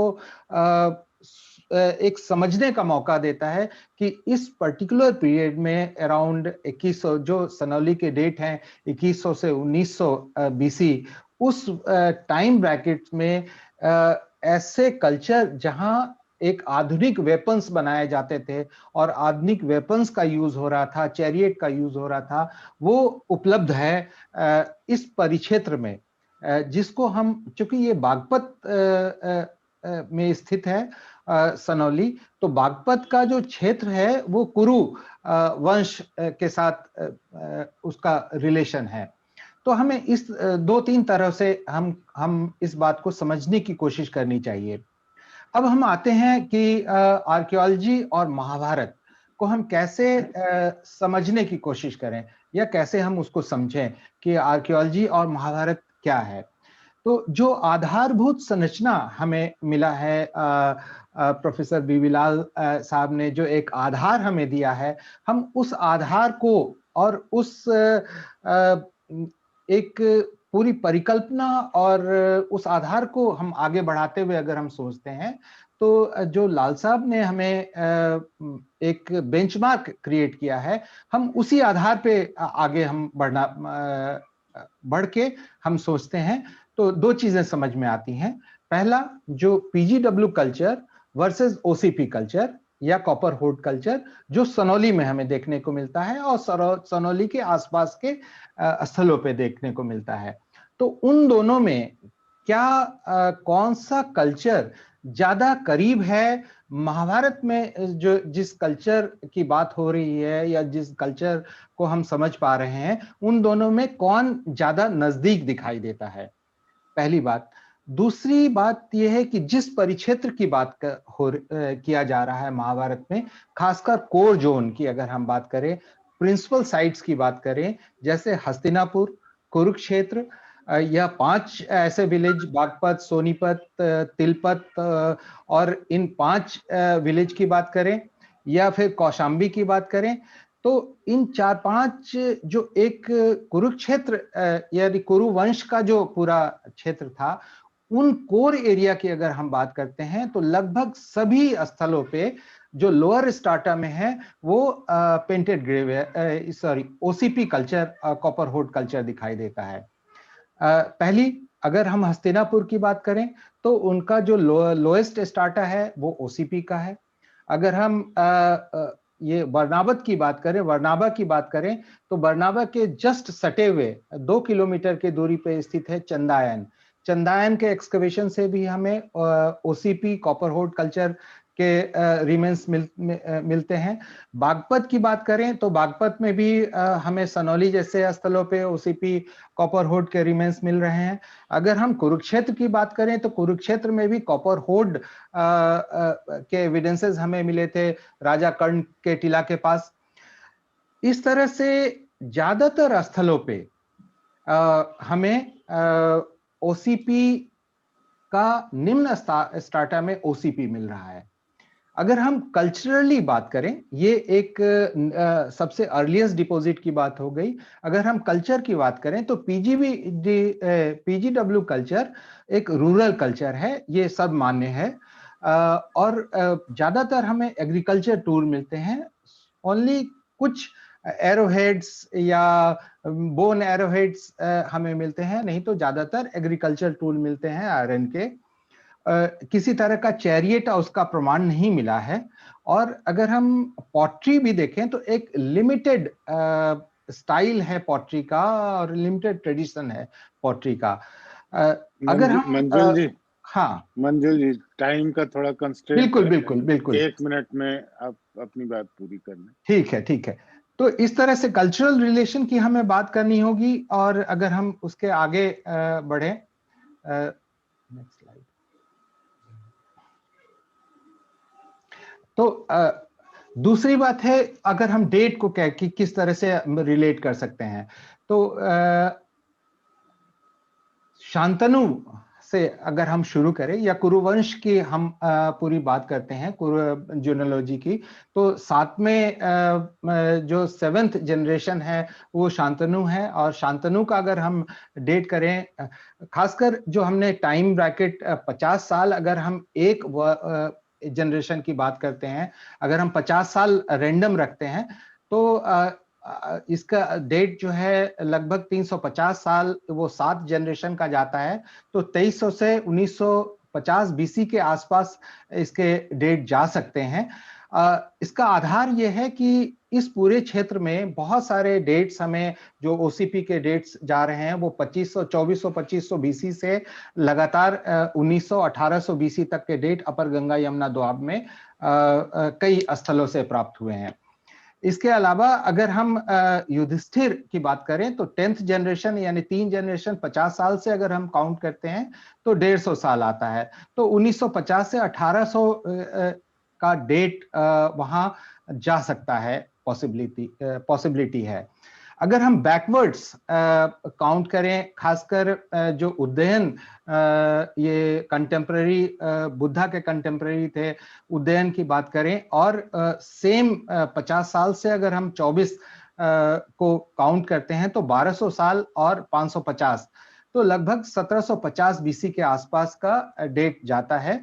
और मुझे ऐसा लगता है कि 1800 से 1700 के मध्य हम महाभारत का डेट कर सकते हैं, अगर उन पैरामीटर्स को भी अगर हम ध्यान में रखें। यहाँ एक बात ध्यान देने योग्य है कि हम यहाँ जनरेशन की बात कर रहे हैं, न कि किसी एक राजा के बाद दूसरे राजा की बात कर रहे हैं। तो जब हम जनरेशन की बात करते हैं तो उसका टाइम हम लगभग 50 साल तक रख सकते हैं, जबकि एक राजा से दूसरे राजा की अगर हम बात करें तो उसके टाइम पीरियड में डिफरेंट वेरिएशंस हो सकता है। तो एक ये टेंटेटिव डेट जो हम प्रपोज कर रहे हैं और टेंटेटिव टाइम ब्रैकेट प्रपोज कर रहे हैं, वो महाभारत का मेरी समझ से ये है।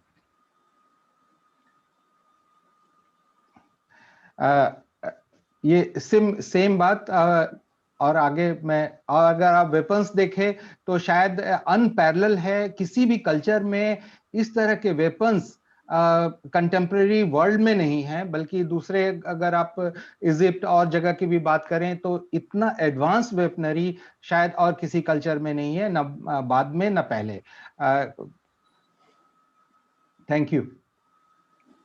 बहुत बहुत धन्यवाद डॉक्टर मंजुल। और इस क्रम में जो फर्स्ट राउंड के डिस्कशंस हैं उसमें आखिरी डिस्कशन के लिए मैं इनवाइट करना चाहूँगा डॉक्टर भुवन विक्रम को, जिन्होंने हरिछत्रा का भी एक्सकवेशन कराया है। तो doctor Bhuvan Vikram. Thank you sir. सबको नमस्कार। मेरे पास कोई प्रेजेंटेशन नहीं है, लेकिन एक डिस्कशन के तौर पे मैं बात रखूंगा। खाली हरिछत्रा नहीं बल्कि 2-3 अन्य साइट जो पश्चिमी उत्तर प्रदेश के हैं और यमुना और गंगा के बीच में है, और फिर गंगा के इस पार के हैं। हरिछत्रा गंगा के इस पार, और बीच में कुछ साइट्स ऐसे हैं जो यमुना और गंगा के बीच के दोआब के हैं। जिनमें अभी जो रीसेंट फाइंडिंग्स हुई हैं उनके ऊपर थोड़ी चर्चा इसमें करेंगे। पहले तो आई छत्रा में शुरू करते हैं। आई छत्रा में जब उत्खनन शुरू हुआ 1940 के आसपास 1939-40 के सीजन में, और उसकी जो उन्होंने जो रिपोर्ट लिखी 44 में, तो उसमें पहला चीज यही लिखा, शायद वो भी यही चाह रहे थे कि महाभारत से रिलेटेड है ये क्षेत्र और इसके बारे में हम कुछ जानकारी लें। तो उनका एक रिपोर्ट जो एंशिएंट इंडिया में उन्होंने लिखी, उसमें एक लाइन लिखी कि there nothing it can not be related to Mahabharata as nothing prehistoric was found from the site. और उसकी जो सिक्कों के आधार पे उसका जो कालक्रम निर्धारित हुआ वो मैक्सिमम 300 बीसी तक गया और एक उस समय की चर्चा को एक विराम मिला। किंतु पेंटेड ग्रे वेयर को महाभारत से जोड़ने का हस्तिनापुर के पश्चात जो प्रयास हुआ, उसके बाद से फिर वो महाभारत के और करीब पहुंचा, लेकिन किसी भी डेट्स के अभाव में, साइंटिफिक डेट्स के अभाव में वो कार्य भी अधूरा ही रहता है। यद्यपि अहिछत्रा के उत्खनन से ये साबित होता है, जैसा कि जखेड़ा के उत्खनन के बाद जो इंडिकेशंस आए थे कि फोर्टिफिकेशन और अर्बन सेटलमेंट की बात, वो अहिछत्रा से भी काफी हद तक शामिल होती है, जहाँ पे पेंटेड ग्रे वेयर के विस्तार को, शहरी विस्तार को, आवासीय विस्तार को करीब 40 हेक्टेयर की साइट के रूप में देखा गया, जो उसके प्रमाण मिले, जो 40 हेक्टेयर के क्षेत्र में लगभग फैले हुए थे। और उसमें फोर्टिफिकेशन के भी एविडेंस उस समय मिले, जो लगभग इसमें पेंटेड ग्रेवेयर की शुरुआत के साथ में ही मिलने शुरू हुए। तो एक फोर्टिफाइड सेटलमेंट अवश्य अहिछत्रा बना था। किंतु अहिछत्रा के पेंटेड ग्रेवेयर के पहले वहाँ पे एक बहुत फिल्मसी सा एक होराइजन मिलता है, जो पेंटेड ग्रे जो ब्लैक एंड रेड वेयर नहीं है, painted black and red where नहीं है, कि जैसा है लेकिन उसके shapes painted black and red where जैसे नहीं है, बल्कि वो पीजीडब्ल्यूज के ही शेप्स के पे हैं, और लेकिन वो देखने में painted black and red where की तरह दिखते हैं। और उसके नीचे, जैसा कि ओसीपी 1965 में रिपोर्ट किया गया, तो बाद के उत्खननों में भी ओसीपी की पुष्टि होती है। तो एक सीक्वेंस बनता है, जो पेंटेड ग्रे वेयर, उसके नीचे एक ब्लैक एंड रेड वेयर या प्रोटो पीजीडब्ल्यू का एक डिपॉजिट, छोटा सा, बहुत हल्का, और उसके नीचे एक ओसीपी का डिपॉजिट। लेकिन जो कालखंड हमें अभी इन वर्षों के उत्खनन के बाद कुछ सैंपल इकट्ठे करके जो डेट्स तो बहुत ज्यादा उत्साहित करने वाली नहीं है। वहां से पेंटेड ग्रेवेयर का जो 2.5 मीटर का डिपॉजिट है, उसके विभिन्न स्तरों से जो सैंपल्स कलेक्ट किए गए, उनकी डेट्स 700-800 बीसी से लेकर 400 बीसी के बीच में रेंज कर रही है। तो उससे तो ये इस जो विमर्श है, इसमें कोई सहायता नहीं मिलती। किंतु ओसीपी जो एक उसके प्री पीजीडब्ल्यू जो डिपॉजिट में ओसीपी मिलता है, और उसके जो अन्य अवशेष हमें यहाँ मिल रहे हैं, और OCP combined with copper horde, तो उसमें कुछ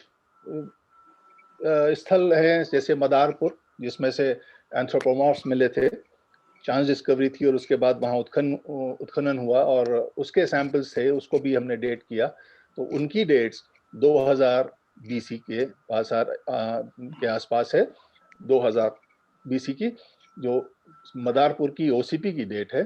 इसके अलावा एक क्षेत्र, एक पूरा स्थल सहारनपुर में मिला, जहां फिर से हमें एक चांस डिस्कवरी हुई, जिसमें 6 हस्त आपके ताम्र कोठार मिले थे, जो ओसीपी जो कॉपर होर्ड के उसमें आते हैं और हड़प्पन नहीं है। वो उस फाइंड के बाद में वहां एक उत्खनन किया गया छोटा सा, जो सकतपुर मनिहारन सहारनपुर डिस्ट्रिक्ट में है। और वहाँ पे उत्खनन में हमें बहुत सारी ऐसी चीजें मिली जो ओसीपी और ओसीपी को एक अलग परिप्रेक्ष्य में दिखाती हैं।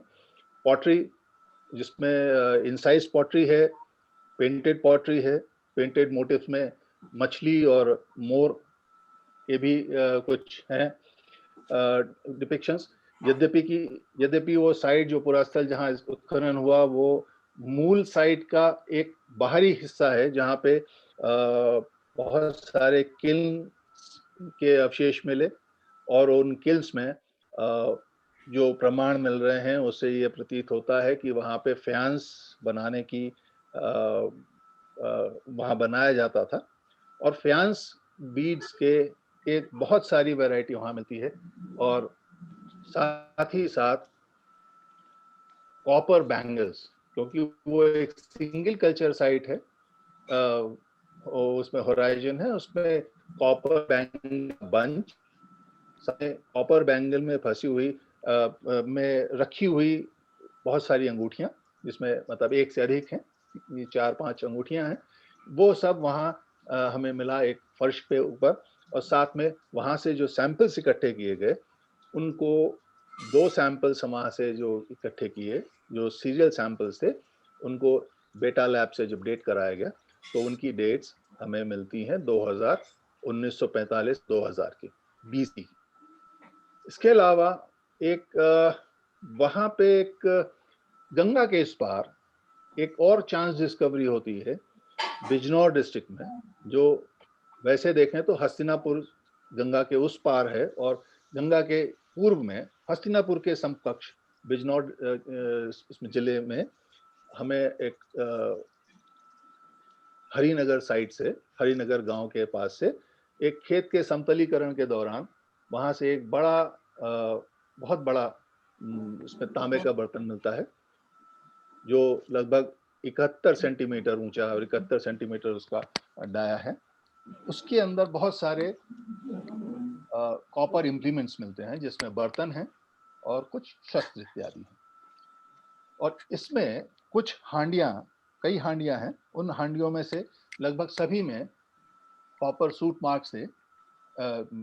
मार्क्स थे जिनका अवशेष लेके फिर इनको 2 ऐसे पात्रों के सूट को इकट्ठा करके उनका उसकी डेटिंग कराई गई और वो डेट्स आती हैं 2300 और 2200 BC, जो कि लगभग मैच्योर हड़प्पन के उसमें है। और ये सारे जो अवशेष हैं वो हड़प्पन दिखते हैं, हड़प्पन ही लगते हैं। उनके समकक्ष सारे नेशनल म्यूजियम और अन्य जो हड़प्पन एक्सकेवेशंस की रिपोर्ट है हड़प्पा और मोहनजोदारो की, उसमें वो पात्रों के समकक्ष पात्र वहाँ हैं। तो ये लगभग सभी हड़प्पन उसके हैं। अब इस क्षेत्र में बाकी जो सहारनपुर के पास में बड़ौत में, जैसे मंजुल जी ने भी बताया, उनकी जो 2-3 साइट वहाँ पे चंदायन और ये, और इनके जो काल क्रम आ रहा है वो सनौली की जो सखतपुर की OCP साइट है वो उनका काल निर्धारण लगभग समकक्ष है। और इस समकक्षता को देखते हुए एक निश्चित तौर पे ये है कि एक 2000 के आसपास, 2000-2100 के आसपास इस इलाके में जो यमुना और गंगा के बीच का हिस्सा है वहाँ पे एक निश्चित रूप से एक ऐसा कल्चर विद्यमान था जिसकी जो हड़प्पन न होते हुए भी हड़प्पन के काफी कुछ समकक्ष था, और लेकिन हड़प्पन से बहुत अलग भी था पॉटरी के मामले में। अब रही बात इसको महाभारत से जोड़ने की, तो महाभारत से जोड़ने के ऐसे कोई पुरातात्विक साक्ष्य तो नहीं है। और जैसा लाल साहब ने पहले PGW से को रिलेट किया था, लेकिन महाभारत के और ऋग्वेद के जो कई ऐसे अंश हैं जो सरस्वती नदी के या यमुना के पुनर्वापस लेके आने के लिए बलराम द्वारा ऐसे जो प्रसंग आते हैं, तो उसके हिसाब से यदि वो प्रसंग सही हैं तो कम से कम यमुना का वापस पूर्व की दिशा में बहना का जो प्रसंग आता है, जो बलराम अपने हल की नोक से लेके आते हैं, तो अगर उस तरीके के प्रसंग और सरस्वती नदी के नदी तमा और गिरब्याह समुद्रात से लेकर फिर वो कुब्जी मतीब होते हुए जो ग्रेजुअल उसके डिस्क्रिप्शन मिलते हैं नदी के, तो उनके हिसाब से तो इसके पूर्व ही लगभग 2000 के आसपास ही कहीं पे ये डिस्क्रिप्शन ठीक बैठते हैं, जिनकी वजह से शायद हड़प्पन संस्कृति का, हड़प्पन सिविलाइजेशन का अवसान भी हुआ। तो कुछ ऐसी चीजें हैं पुरातत्व के हिसाब से, तो पुरातात्विक साक्ष्यों के आधार पर तो कहना बहुत ही मुश्किल होगा कि इसका कालखंड क्या होना चाहिए, क्योंकि archaeology and literature are very difficult to be married together, and it is really difficult to find evidences of war or any kind of destruction specifically which can be interpreted in archaeological field. So war या उस समय की जो जितने भी हमारे क्षेत्र हैं, जनपद हैं, जिनको हम बाद में 16वीं जो 6ठी शताब्दी में हमें जनपद मिलते हैं, और उसके पहले यदि हम उसको कंपेयर करने की कोशिश करें तो वैदिक जो ट्राइब्स हैं और षोडश महाजनपद, इनके जो नाम हैं, इसमें से कुछ ट्राइब अवश्य ऐसी हैं जो ऋग्वैदिक ट्राइब्स हैं, जैसे कुरु, चेदी, ये पहले से चली आ रही हैं, और बाद के जनपद इसमें नए ऐड होते हैं कई सारे। तो ये भी एक काल क्रम के अनुसार बढ़ते हुए जनपदों का, जो हमारे नाम हैं जनपदों के और उनके क्षेत्र हैं, तो ज्योग्राफी के साथ में भी कुछ बढ़ते हुए, तो ऋग्वैदिक कुछ ट्राइब्स मौजूद हैं 6ठी शताब्दी में, और उस समय नए जनपद भी आ रहे हैं। तो ये एक विचारणीय होगा, लेकिन फिर भी इससे भी हमें महाभारत को डेट करने की तो सहूलियत नहीं मिलती। बाकी जो अहिछत्र का है, अहिछत्र से पहले ही बताया कि इसमें पीजीडब्ल्यू का जो हमारा है, पुरातात्विक दृष्टि से वहाँ 2.5 मीटर का लगभग डिपॉजिट है, लेकिन जो अभी आईयूएसी से डेट किया है, जो सैंपल्स अभी डेट हुए हैं, वो इतने उत्साहजनक नहीं है, क्योंकि वो 7वीं 8वीं शताब्दी से लेकर 4ठी शताब्दी के बीच में है। पहले की भी एक पुरानी डेट है अहिछत्र से, जो TFIR की है, और वहाँ वो भी डेट 400 के आसपास की थी। तो ये एक बड़ा विषय है, जैसे अभी प्रोफेसर तिवारी ने कहा था कि ये इलाका इसका कोर जोन होना चाहिए, तो कम से कम अहिछत्र से तो वो ऐसा प्रतीत नहीं होता है। यद्यपि डिपॉजिट, अगर आर्कियोलॉजिकल डिपॉजिट हम देखें तो उसमें वैरायटी बहुत है, वहाँ पे डिपॉजिट बहुत है, और यहाँ ये संभव होना चाहिए था, लेकिन जो डेट्स हमारे पास AMS डेट्स हैं IUAC की, वो इसको समर्थन नहीं देती हैं। धन्यवाद। बहुत बहुत धन्यवाद डॉक्टर भुवन विक्रम। और इस तरह से हम अपना फर्स्ट राउंड कंप्लीट करते हैं। Now I would request the speakers who have listened to other speakers also, if someone wants to make further comments on his own speech or on other speech, he is welcome. Before we start taking questions from viewers. So if any speaker would like to make any further comment, he is welcome.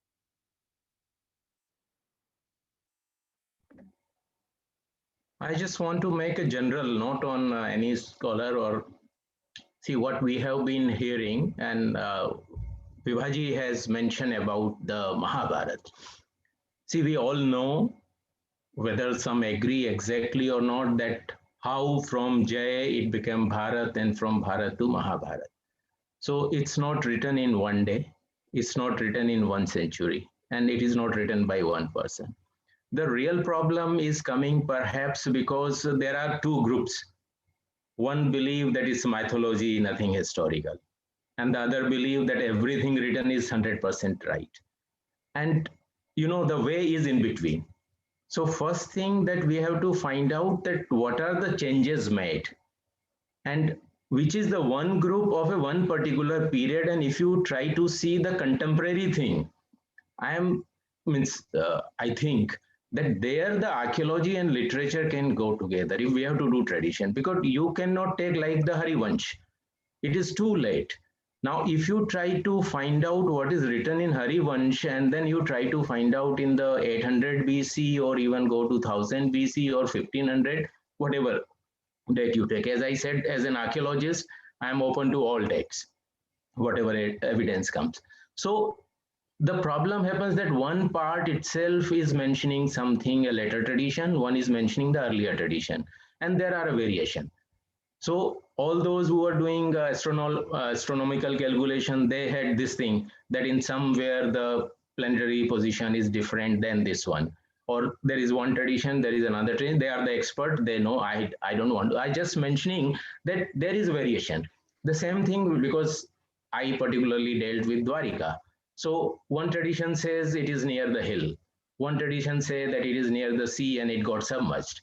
Now one has to first decide that which one is, I'm not saying reliable or not reliable, which one is the earlier tradition. So that if we go by that and see in two different directions and then can verify or negate based on the evidence. So as an archaeologist, as personally, I believe Dwarika did exist and we should find the remains. So that's my belief again, because unless we find the evidence contemporary to whatever 800 BC or 1500 or 3000, whatever is there, but unless we find that, we cannot say this is the place where it was. So we have to find it. The another thing is what Professor Lal's approach was. Very scientific, because all the places mentioned in Mahabharata are having same tradition. So PGW goes contemporary or coterminous with the Mahabharata. But now we are having number of places which are revealing different kind of material culture. So if we find at one place, the same thing has to be at other place also. So if we find one kind of pottery at one Mahabharata site, then definitely the other site is also existing, and Mahabharata mentioned all the sites, including, because I am speaking from Assam, so even the Kamrup is mentioned there. So we should have the same kind of things or contemporary things here also, because the king had gone and he has fought the war. So unless we see them, and third thing that everybody is working, I had quoted that definition. So it requires discovery, scientific analysis, and interpretation. And that requires a team of experts. Like I remember Professor Tiwari mentioned that Lucknow University was having limited resources. So they could do only few date, or they could not do AMS date. So that is a one thing. Suppose if there is a site which is revealing some potential thing, other agencies has to come forward, and then it has to be dealt as a national issue or a regional issue instead of an institutional issue. And that we all know that in archaeology in India has been dealt by individuals, even not as an institutional issue. So since this is a problem which is a prime problem for the country, so there has to be a national policy or national project or planning. So somebody who is working, whoever, maybe from university, from a state, or from ASI, or from scientific institution. So if there is something, all sort of things had to be done there so that we can reach to some conclusion. Otherwise, there is a site, there are good findings, but we don't have dates because there are no financial resources. So these are the some practical things, and we have to deal it. And that's good that this discussion is happening, and now people all interested from various subjects coming together. And if we have a multidisciplinary approach with people with different disciplines coming together, working, definitely we can reach to some conclusion in near future. Yeah. Okay. Thank you, Professor Alok Tripathi. Is there any other comment from any speaker? Yes. The date of Dwarika. हाँ, Dwarika के date क्या है? The recent date of Dwarika, I think it's around 1700 BCE. As I have mentioned, there is no absolute date from Dwarika. Okay. Only one date was done by the Deccan College, and that was it was some 600, between 600 700. It was a historical date. Okay. So there is only one date from Dwarika. Okay, okay. Now we have to, yes, as mentioned by Alok Tripathi, there is a lot of sites like even in Magad participated, and the lot of villages or settlement or Mahajanpadas or Janpadas participated in the Mahabharata war. So we have to think about the multicultural discipline, not the only like OCP. OCP is the core zone of Kurukshetra and the Madhya Desha also. But if you see the other side, the contemporary culture like black and red wear or some contemporary, so we have to think about the date or time period, time bracket, whether it's a OCP or the PGW or black and red wear, the time bracket is important, and also the places which are mentioned in the Mahabharata, that's also important. So if you think like the Bharat and Mahabharat and like the all segment and find out the villages mentioned in that particular segment, and then try to relate the cultural affinity and the dates. So that's the one approach. So I try only to relate particular reason like Kuru, and if you see the all site of related to Mahabharata where PGW culture is there, the OCP is also there. So that's one of the thought. That's good. Any other comment from the speakers? Yes, or I wanted to, yeah, please. एक चीज हम भी कहना चाहते हैं जी कि जब महाभारत के साइट को आर्कियोलॉजिकल डिपॉजिट से जोड़ना चाहे हम, तो ये भी ध्यान देना चाहिए कि किसी पर्टिकुलर आर्कियोलॉजिकल साइट पे जमाव की मोटाई क्या है। पेंटेड ग्रेवेयर डिपॉजिट जितना थिक पैमाने पर लगभग सब जगह मिलता है, उसके कंपैरिजन में अगर इस दोआब में आइए तो ओसीपी और ब्लैक एंड रेड वेयर का डिपॉजिट बहुत कम है, कहीं 10 सेंटीमीटर है, कहीं 15 सेंटीमीटर है। हार्डली मुझे तो कोई साइट ऐसी नहीं संज्ञान में आती जिसपे 1 मीटर का independent black and red where deposit हो या ओसीपी डिपॉजिट हो। तो किसी लंबे समय का ये कार्य मतलब सांस्कृतिक कालखंड दिखता नहीं है, और महाभारत की जो परंपरा है वो एक लंबे समय की परंपरा है, उसको चलाने के लिए कम से कम एक मोटा जमाव हम लोगों का ध्यान अगर आकृष्ट करता तो ज्यादा अच्छा रहता। ठीक ठीक है डॉक्टर तिवारी। जी हम थोड़ा सा आगे बढ़ाना चाहेंगे मणि जी, अगर परमिशन हो जी तो। जी जी प्लीज। एक तो ये कि जो पीजीडब्ल्यू के नीचे ब्लैक एंड रेड वेयर के और ब्लैक स्लिप वेयर के डिपॉजिट हैं, वो कंटिन्यूएशन में ही हैं। हर जगह कहीं तो इंडिपेंडेंट है और नहीं तो फिर वो ग्रेजुअली मर्ज कर जाता है, और यही मर्जर अगर हम देखें तो बियॉन्ड पीजीडब्ल्यू एंड बीपी तक में चला जाता है। बिल्कुल। तो एक जो हमने बात कही थी कि कंटिन्यूटी है, कल्चरल कंटिन्यूटी एक ऐसा फेज है जो कि अलग हो जाता है। तो अब उसको कैसे इसके साथ मिलाया जाए, ये एक प्रश्न उठता है।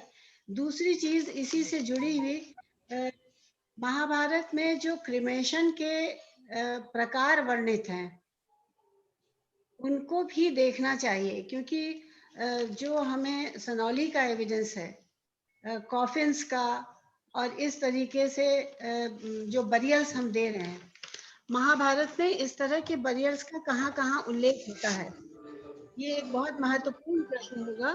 हड़प्पन के बरियल की तो बात हम जानते हैं ना। थोड़ा सा पानी और डाल देना। ठीक है. Now, can we go for question and answer?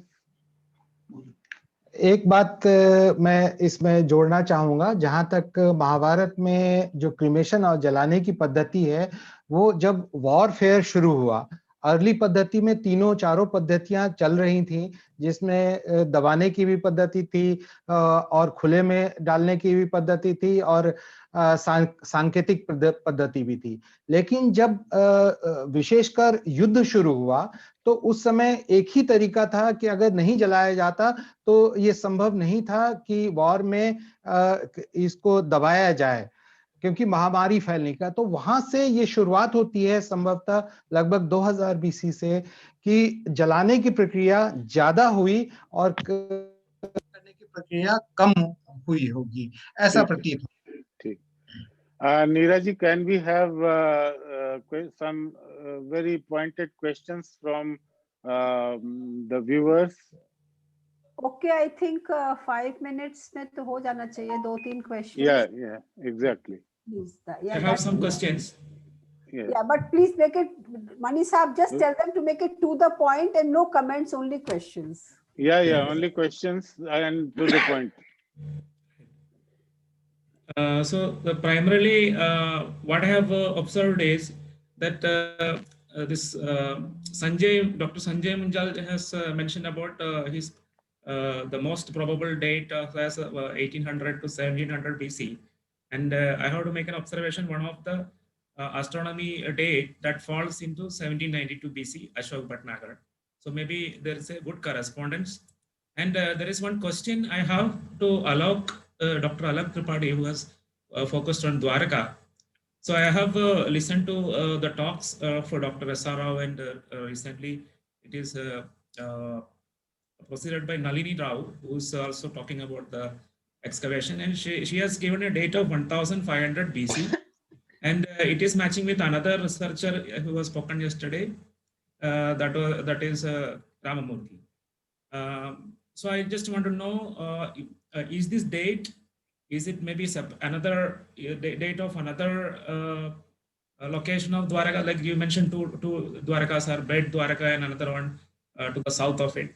So I thought like this 1500 BC. Anyway, she's talking for a long time, multiple conferences, this particular date has come.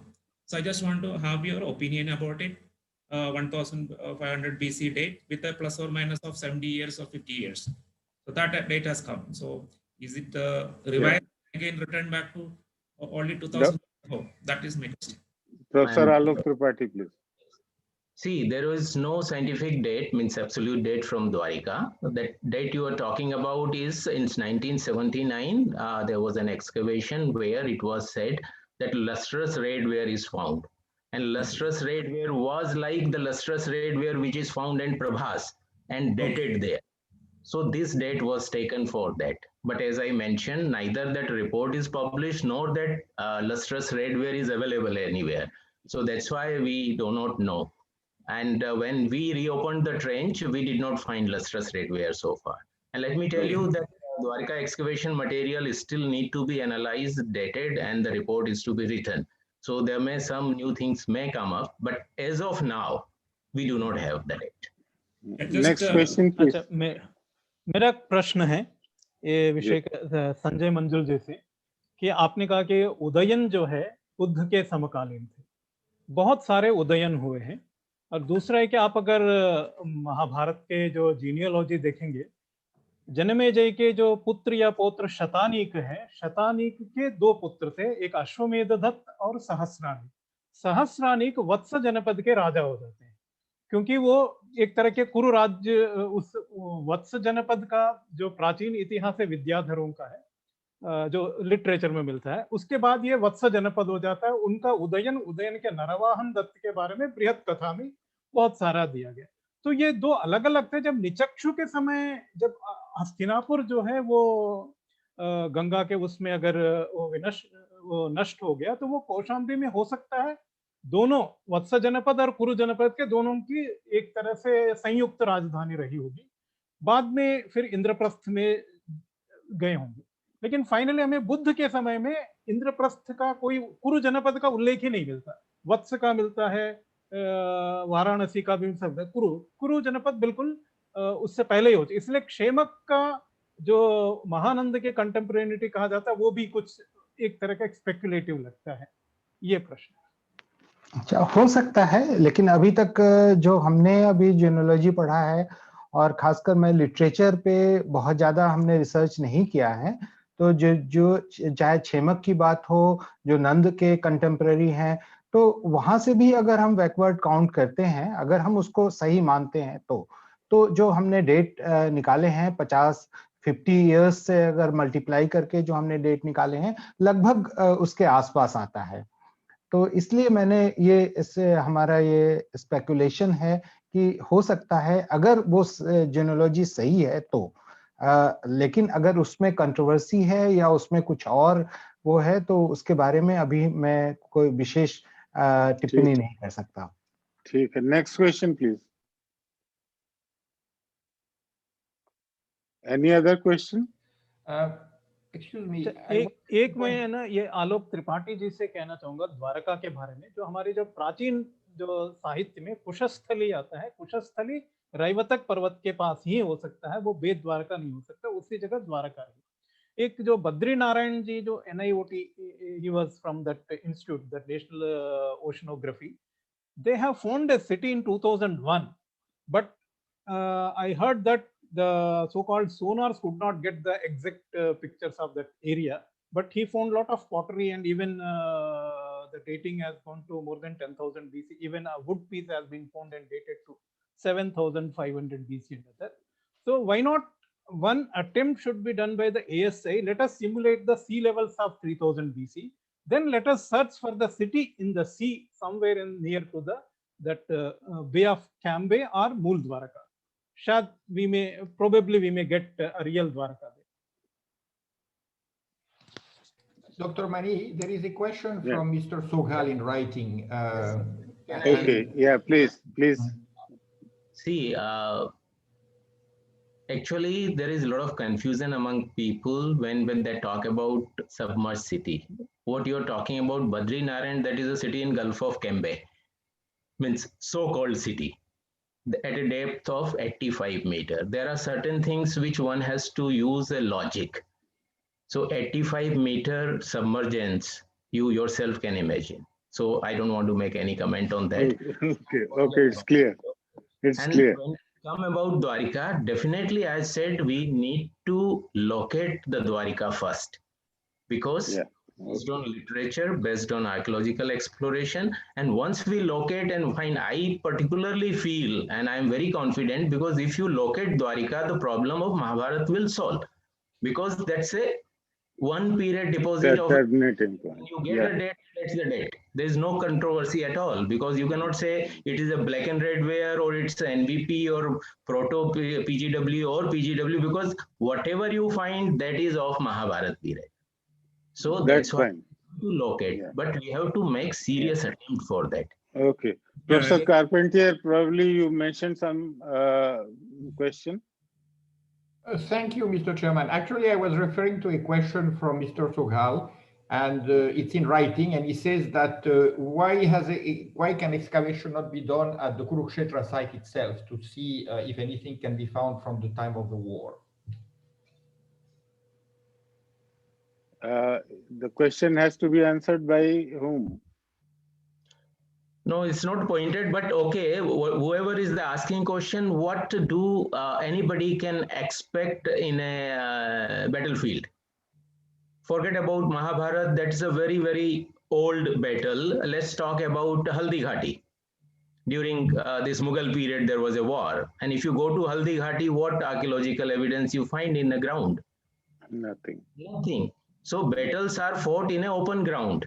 So after the battle, you are not going to get the skeletons or wars, weapons or things left there. So one can try. No. Yes, one can try to locate some of the site is known as Asthipura. Asthipura is very, very important site, but the location, one I think Cunningham or some taken some trial dig also, and they have find out some of the animal bones there. So that name is very, very important. So someone has to locate that site to understand whether all the horses and other animals are buried there or not. So maybe. I think the time is running short, and there may be many questions, but since we also have two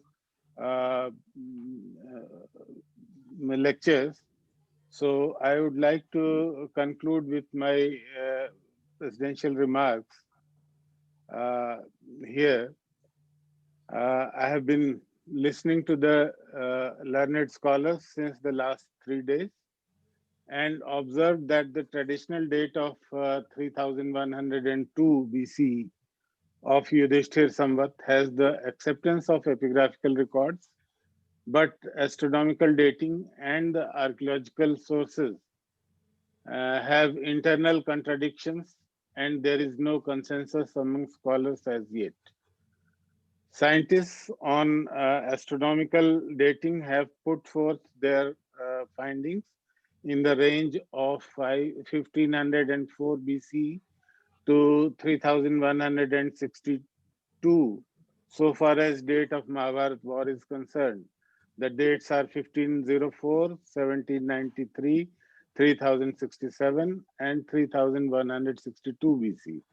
This may be because of misinterpretation of some statements in shlokas of Mahabharata, or because of possible interpolations which have been discussed yesterday. Sometimes they have caused internal contradictions also. Yesterday, Mr. Com Carpentier in the chair had tried his best to get the matter reconciled among the four experts to come to a conclusion by mainly keeping them discuss amongst themselves regarding each other's theories, which is the right way of coming to a final view on such matters. Professor B.B. Lal's theory of associating the painted raveware, a pottery dated by him around 1100 to 900 BC, with Mahabharat period, its finding in Kaushambi and the record of Nichakshu shifting his capital from Hastinapur to Kaushambi due to flood, evidence of flood at Hastinapur in excavations, and average rule of 24 rulers after Parikshit till Nichakshu is very logical to convince any investigator.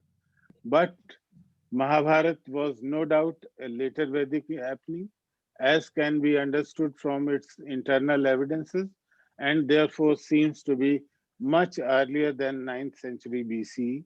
And moreover, painted raveware has also been dated now from several sites in between 3200 to 2200 BC.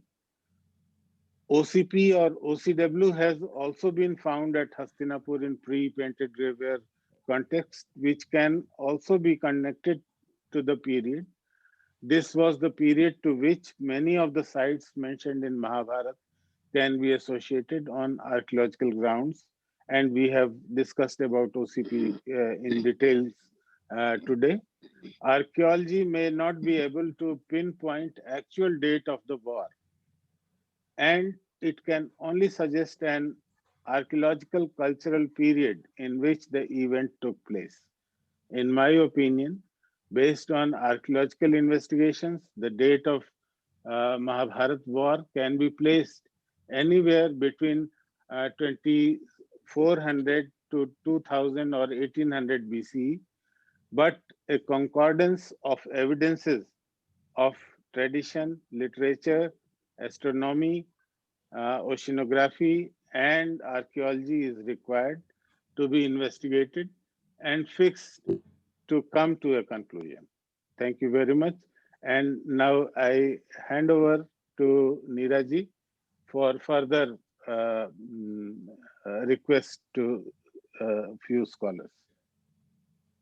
Thank you, Dr. Mani. You have done a wonderful job today. In fact, you have done what I was supposed to do after this, summing up So you've done it so well.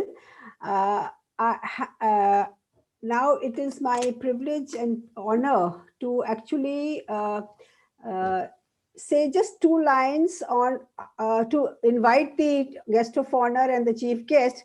I'm sure they have joined, right?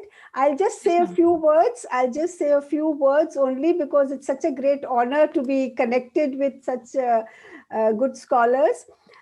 Why we did this program, I think Dr. Mani's conclusion has already cleared it. Honorable Chief Guest, Madam Professor Sunaina ji and Professor Ratnam ji, we have been working for almost 18 years now, trying to understand ancient Indian civilization and culture so that with the objective of bringing it into the mainstream of education. The problem, as I stated in day one, is that the core text of Mahabharata, you see, Dwapar is so important for us because Dwapar is the linkage between ancient India and Kali Yuga, where we are standing today.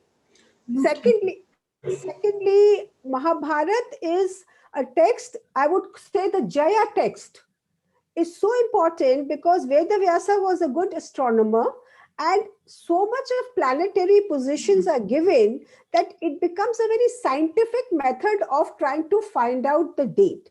So that is why we thought that if we can take the base as the war, and then maybe, you know, it will be so much better for us to link it with the textual evidences. In textual evidences, the problem that we are facing, that a lot of chronology is actually dynastic chronology is missing. And I know it for myself, from my own family. And you know, there is a fantastic chronology of the Rajput kings at Jaipur Museum, which I have seen. And there are many places, but our problem has been that our traditional vernacular literatures, which carry a huge repository of knowledge of all our ancient past, has been so many years, for decades, I would say, neglected. So we thought, let us start a debate on textuals, astronomical, and of course, the latest, the new science, that is archaeology, was introduced to us by the Britishers. Archaeologists have already expressed their the limitations that they face, but I think we need the support of big organizations like you, big universities, to take this forward, the date debate. And we've called it Shashtrarth because our objective is that our tradition has great deep roots in science. Our tradition has great deep roots of history and itihasa. So let us use our own traditional knowledge to bring back the history and itihasa into the mainstream. In very simple words, because we were very keen to listen to all of you now. So I would request Professor Ratnam ji to please give us his address, guest of honor address, and then we will be formally inviting. Dr. Ratnam is the current member secretary of ICHR. We have been fortunate that from 2015, he has been attending our programs. That was the Saraswati program and many other programs that we have done. We have done 8 international conferences on this topic. So Professor Ratnam, please do us the honor. Go ahead, Dr. Ratnam.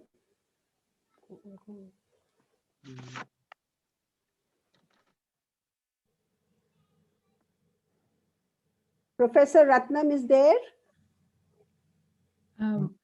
He's not there. Ma'am, I'm contacting him. Yeah, he's not there. I'm just contacting him. Because if he's not joined, then we will. You will kindly introduce. Sure. Yeah. Yes, please. So. Yeah. Because I'll just contact him. He told me he'll be joining. I'm so sorry about this, Professor Sunaina ji, but just give us half a second, please. I think we can. He probably joined at the beginning.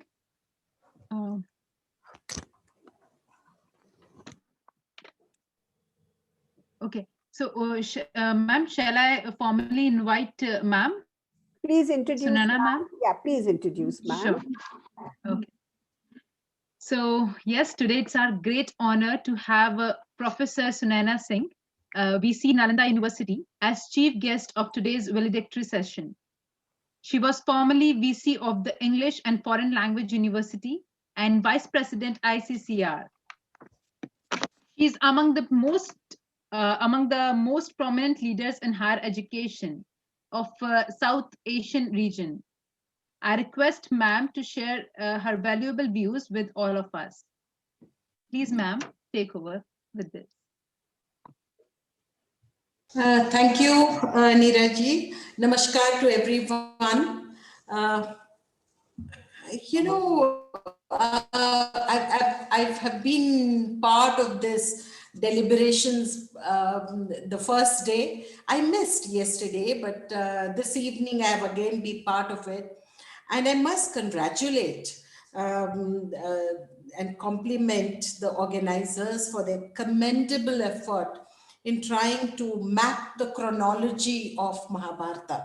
I think this is something that needed to be done, because to bring together different schools of thought, be it literary or astronomical or archaeological school of thought, or the practical calculations of astronomy with archaeological findings of the location and the time, somewhere has not been able to, from what I have heard, have not been able to come together in their views. But let me first begin by saying that Shastrat itself is an ancient knowledge tradition of debate and deliberation. And these past 3 days, including today, I think has been an example of that kind of deliberations. I've seen scholars, erudite scholars, I must say, eminent scholars who have worked in the area, who are part of the archaeological survey team. Professor B.B. Lal is here, and forgive me if I don't mention all of you, but my namaskar to everyone and compliments to all of you for putting across your findings and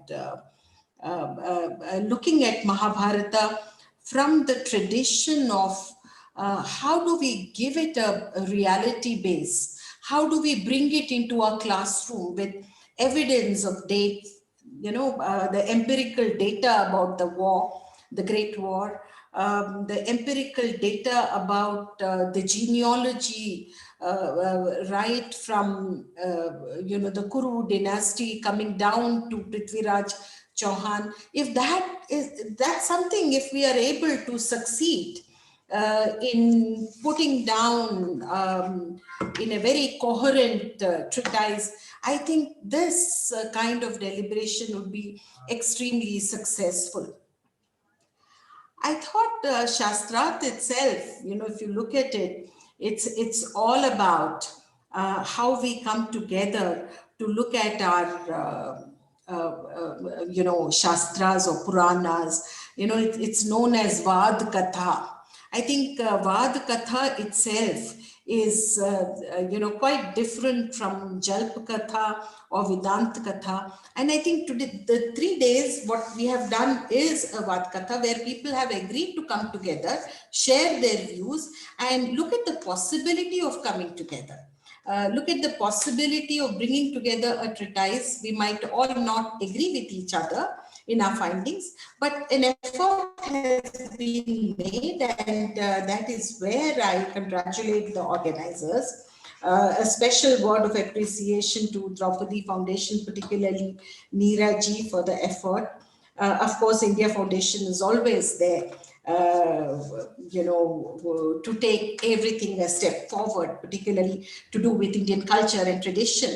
You know, Mahabharata, to my mind, I will not get into the technical, you know, data which the scholars have very succinctly put together in these past 3 days in their presentations. But I must say that Mahabharata is an encyclopedia of our own ancient culture, tradition, purusharthas, the value systems.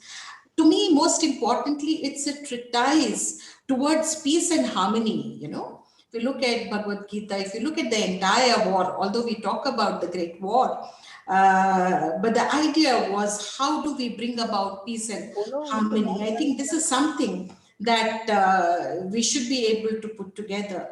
But if one goes by the Puranic genealogy, if we are looking at Great War, then 1924 BC would be the time of the war, is one school of thought. On the other hand, if we go by the astronomical evidence related to the Vedas, then 3137 BC remains to be a possible or plausible date. Now, a chronology of the genealogy of the rulers with the dates and the kind of social ethos that emerged out of it, the kind of ethical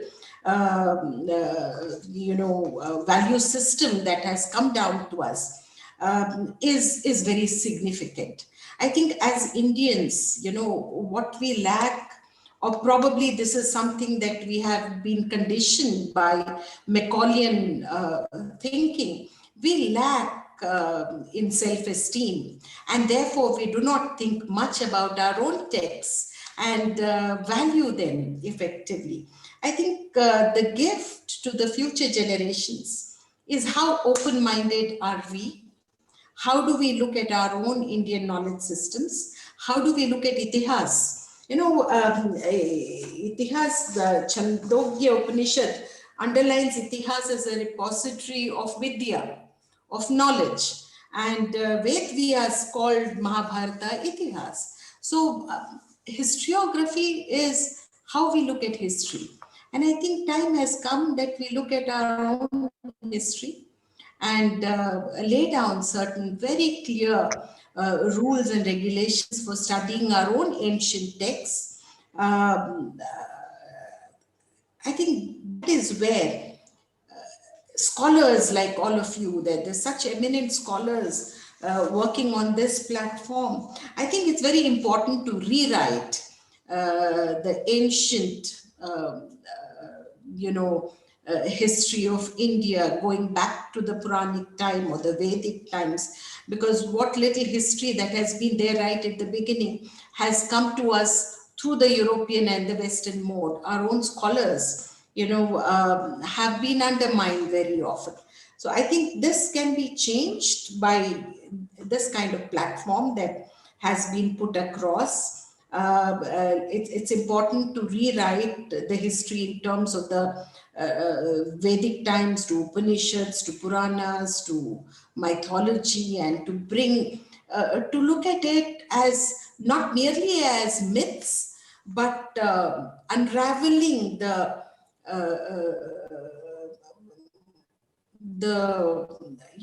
unraveling and fathoming the factual evidence, because you go to any part of India, and that's what the archaeological sites tell us, that there are evidences of any innumerable kind about Mahabharata and Ramayana sites. So location and the evidence that astrological researchers do talk about are based on probably the literary writings. And the literary writings, we do have Aryabhat, Varahamihira. We have a lot of scholars who have written about this. The Ashtatyai of Panini mentions this. So we do have a tradition and a history of locating our own past that has been done in the literary tradition. It has been done through the mathematical calculations of astronomy, and done to a large extent. The kind of work that's been done by the astronomical scholars here, I think it's amazing. Are we willing to accept it? How do we put it coherently? How do we try to marry the archaeological and astronomical findings? Is something that requires a very open mind and an approach that will ensure that we are able to build a coherent treatise. We are able to synergize three different segments of the Mahabharata war, or the idea of how the war has played or continues to play a very important role. Now, it's also important, I thought, that while we unravel the puzzles of history and look at the evidences, and I think past 3 days, a lot of evidences have been recorded.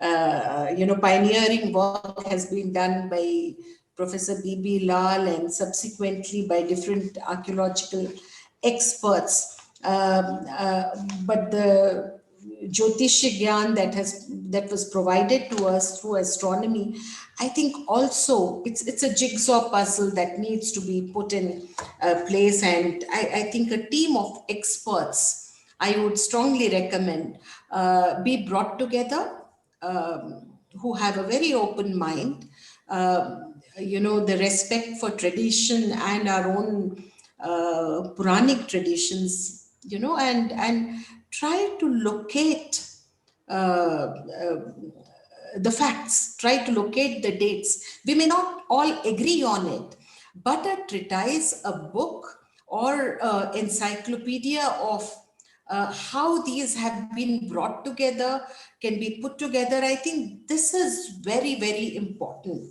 because today at Nalanda, I'm sure other universities are also looking at it.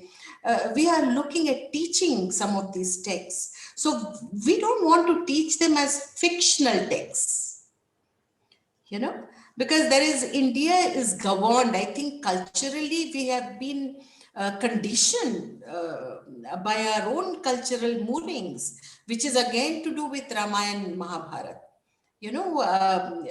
Whether you take the little tradition or the big tradition in Ramanujan's concept of traditions, I think all of us have been impacted by this. So I personally feel, without getting into the details of 3 days discussion, that eminent scholars who have been here, including a doctor that I have seen who's done amazing work, I think it's very important that we bring together core scholars and get an encyclopedia out. If we embark on this mission with the help of government, the appropriate funding should be allocated. And I think it's important that the deliberations of this Shastra should be shared with the government, so that there is some research, concrete research done, where scholars can come together. And I have seen that even if you don't agree with each other, we can still find a common platform for the cause of Mahabharata or our own, not losing the Indian tradition. I think that should be the point. That these are the brief notes that I wanted to make and compliment each and every one of you. Neeraji, I compliment you for pushing the boundaries, and you have set a benchmark. I think it's very important that scholars and educationists come to the fore and ensure that we take this forward. Thank you very much. It's been a pleasure to listen to all of you. Thank you. Thank you so very much, Professor Sunaina. Just want to share a small little thing before I invite General Katoch.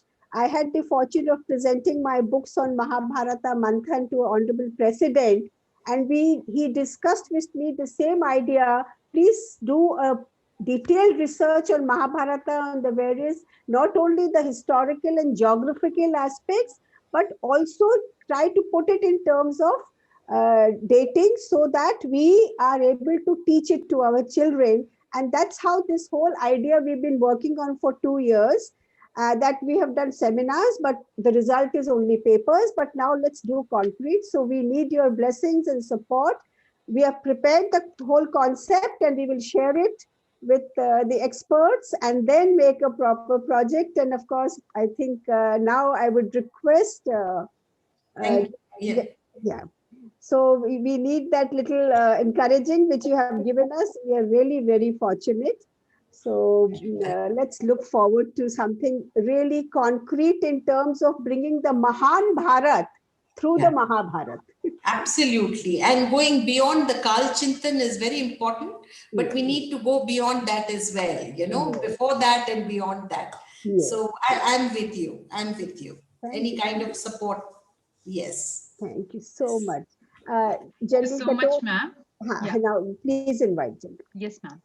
Thank you so much, ma'am, for your valuable suggestions, and also to conclude this 3 days seminar come debate with your prestigious presence. Thank you so much once again.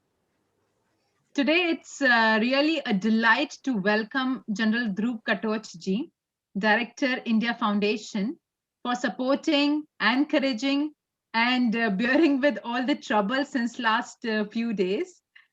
So I request, sir, to please kindly give vote of thanks.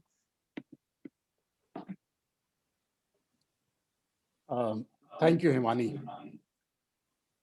To everyone in this very, very distinguished audience, namaskar. Respected Professor Sunaina Singh ji, Vice Chancellor, Nalanda University, Professor Kumar Ratnam, Member Secretary, ICHR, I hope he has come, Ms. Neera Mishra, Chairperson, Tripathi Trust, and to this very distinguished galaxy of scholars of our ancient Indian civilization and culture. It is indeed my proud privilege to deliver the vote of thanks on behalf of India Foundation and the Tripathi Dream Trust at the end of this most fascinating discussions which have taken place over the last 3 days. The 3-day international program on Tithi Shashtrarth, the date debate, what is the date of the Kurukshetra war, has witnessed very respected and erudite scholars who have worked on the subject for many years express their views. The debate centered around the dating that has taken place from 3 sources: the textual and inscriptural evidence, next was from the astronomical datings, and finally from the archaeological findings. Before I get down to delivering the formal vote of thanks, let me give you very briefly my personal impressions of the 3 days of deliberations. Now, to put it very bluntly, I am not a scholar on this subject. So everything that was discussed was for me a first-time learning experience. It is quite evident to me as a novice that the debate, which centered around 2 different timelines, or generally 2 very different timelines in which the war could have taken place, had very cogent arguments given by the respective sides. Now, the aim, of course, as Neeraji has so rightly explained earlier, was not to get everyone to agree on a common date. Rather, it was to understand why there is so much divergence and what can be done to reduce the gap. And I think we have heard many views now as to how this gap can be reduced. To that extent, I, as a layman, have developed a better understanding of the subject, and I am sanguine that when this particular issue is debated more frequently in our colleges and in our universities, it will lead to an acceptance of the fact, and the most important fact, that a war did take place as given in our scriptures, and it is an important constituent of our history and our cultural heritage. I think this is something which must be spread across the length and breadth of the country. As stated yesterday by Mr. Combe Carpentier, we can put both the dates in the history books with an explanation that further work is required to determine the exact date. In the meantime, I have no doubt that as more work is done on the subject, new information will come to light, which should lead to some form of resolution. Now, it simply remains for me to thank Sri Ram Madhav, former National General Secretary of the BJP and member, Board of Governors India Foundation, for taking time off to deliver the inaugural address. Most importantly, it was the support given by Sri Ram Madhav ji which made this cooperative venture with the Tripathi Trust possible. I also express my grateful thanks to Professor Sunaina Singh, Vice Chancellor, Nalanda University, for so graciously accepting our request to deliver the valedictory address today. We are aware, madam, of your very hectic schedule and yet you found time to attend 2 of the 3 days of this very, very cogent debate and share with us your thoughts on the subject. I especially appreciate your thoughts on reseeking our cultural heritage. Unless we know where we came from, we will find it that much more difficult to find where we need to go. To Ms. Neera Mishra ji and a very fine team at Tripathi Trust, our very grateful thanks for organizing the event, contacting all the renowned and distinguished scholars on the subject, and bringing them together on one platform to share their views. Neera ji's passion for the subject is only matched by her intellectual capacity to take forward a work which has great relevance to our history and culture. And I am indeed very, very fortunate to have had the privilege to have interacted with her on this subject. Thank you, madam, and thank you, Team Tripathi. It is also my very proud privilege to thank all the chairs of the respective debates and all the renowned scholars who presented their very well considered views, as well as all the distinguished scholars who have attended. Correctly speaking, I should name each one of you, but that will take a very, very long time. So collectively, my very grateful thanks and our grateful appreciation. Also to each of you who have attended this 3-day debate from both India and abroad. If you have not been able to present your views, we understand that it was not possible to do so in this limited time frame. And we invite you all to share your thoughts with the Tripathi Trust, which will take note of your views, and we will keep all of that as a record of our discussions. Finally, to my team at India Foundation, Ms. Diksha Goel and Shri Siddharth Singh, they are the ones who did all the background work. My grateful thanks to them for their support that you provided. With this, I close the 3-day session with the hope and prayer that in the coming years, this issue which we discussed over the last 3 days will come to a satisfactory conclusion. Our very best wishes to you all. Jai Bharat, Jai Hind. Thank you. Thank you so much, General Katoch. I just want to make a small request to all our observers, speakers, and session chair that tomorrow we are organizing 7 p.m. to 8:30 p.m. a session only to discuss today all 3 days deliberations. We have sent in a note to everybody. So please spare another 1.5 hours tomorrow so that we are able to consolidate this for a forward movement. So look forward to that. Please keep that little time off. We won't keep you for till 9 o'clock. We'll finish by 8:30. And Manya Shri Ramlal ji, Akhil Bhartiya, he is the Prachar Pramukh, who will be joining us to understand our views and give his blessings and guidance for a way forward. So thank you so very much, everybody, each and every observer, scholar, panelist, and again, Professor Sunaina ji and General Dhruv Katoch ji. Appreciate your cooperation. Thank you so very much.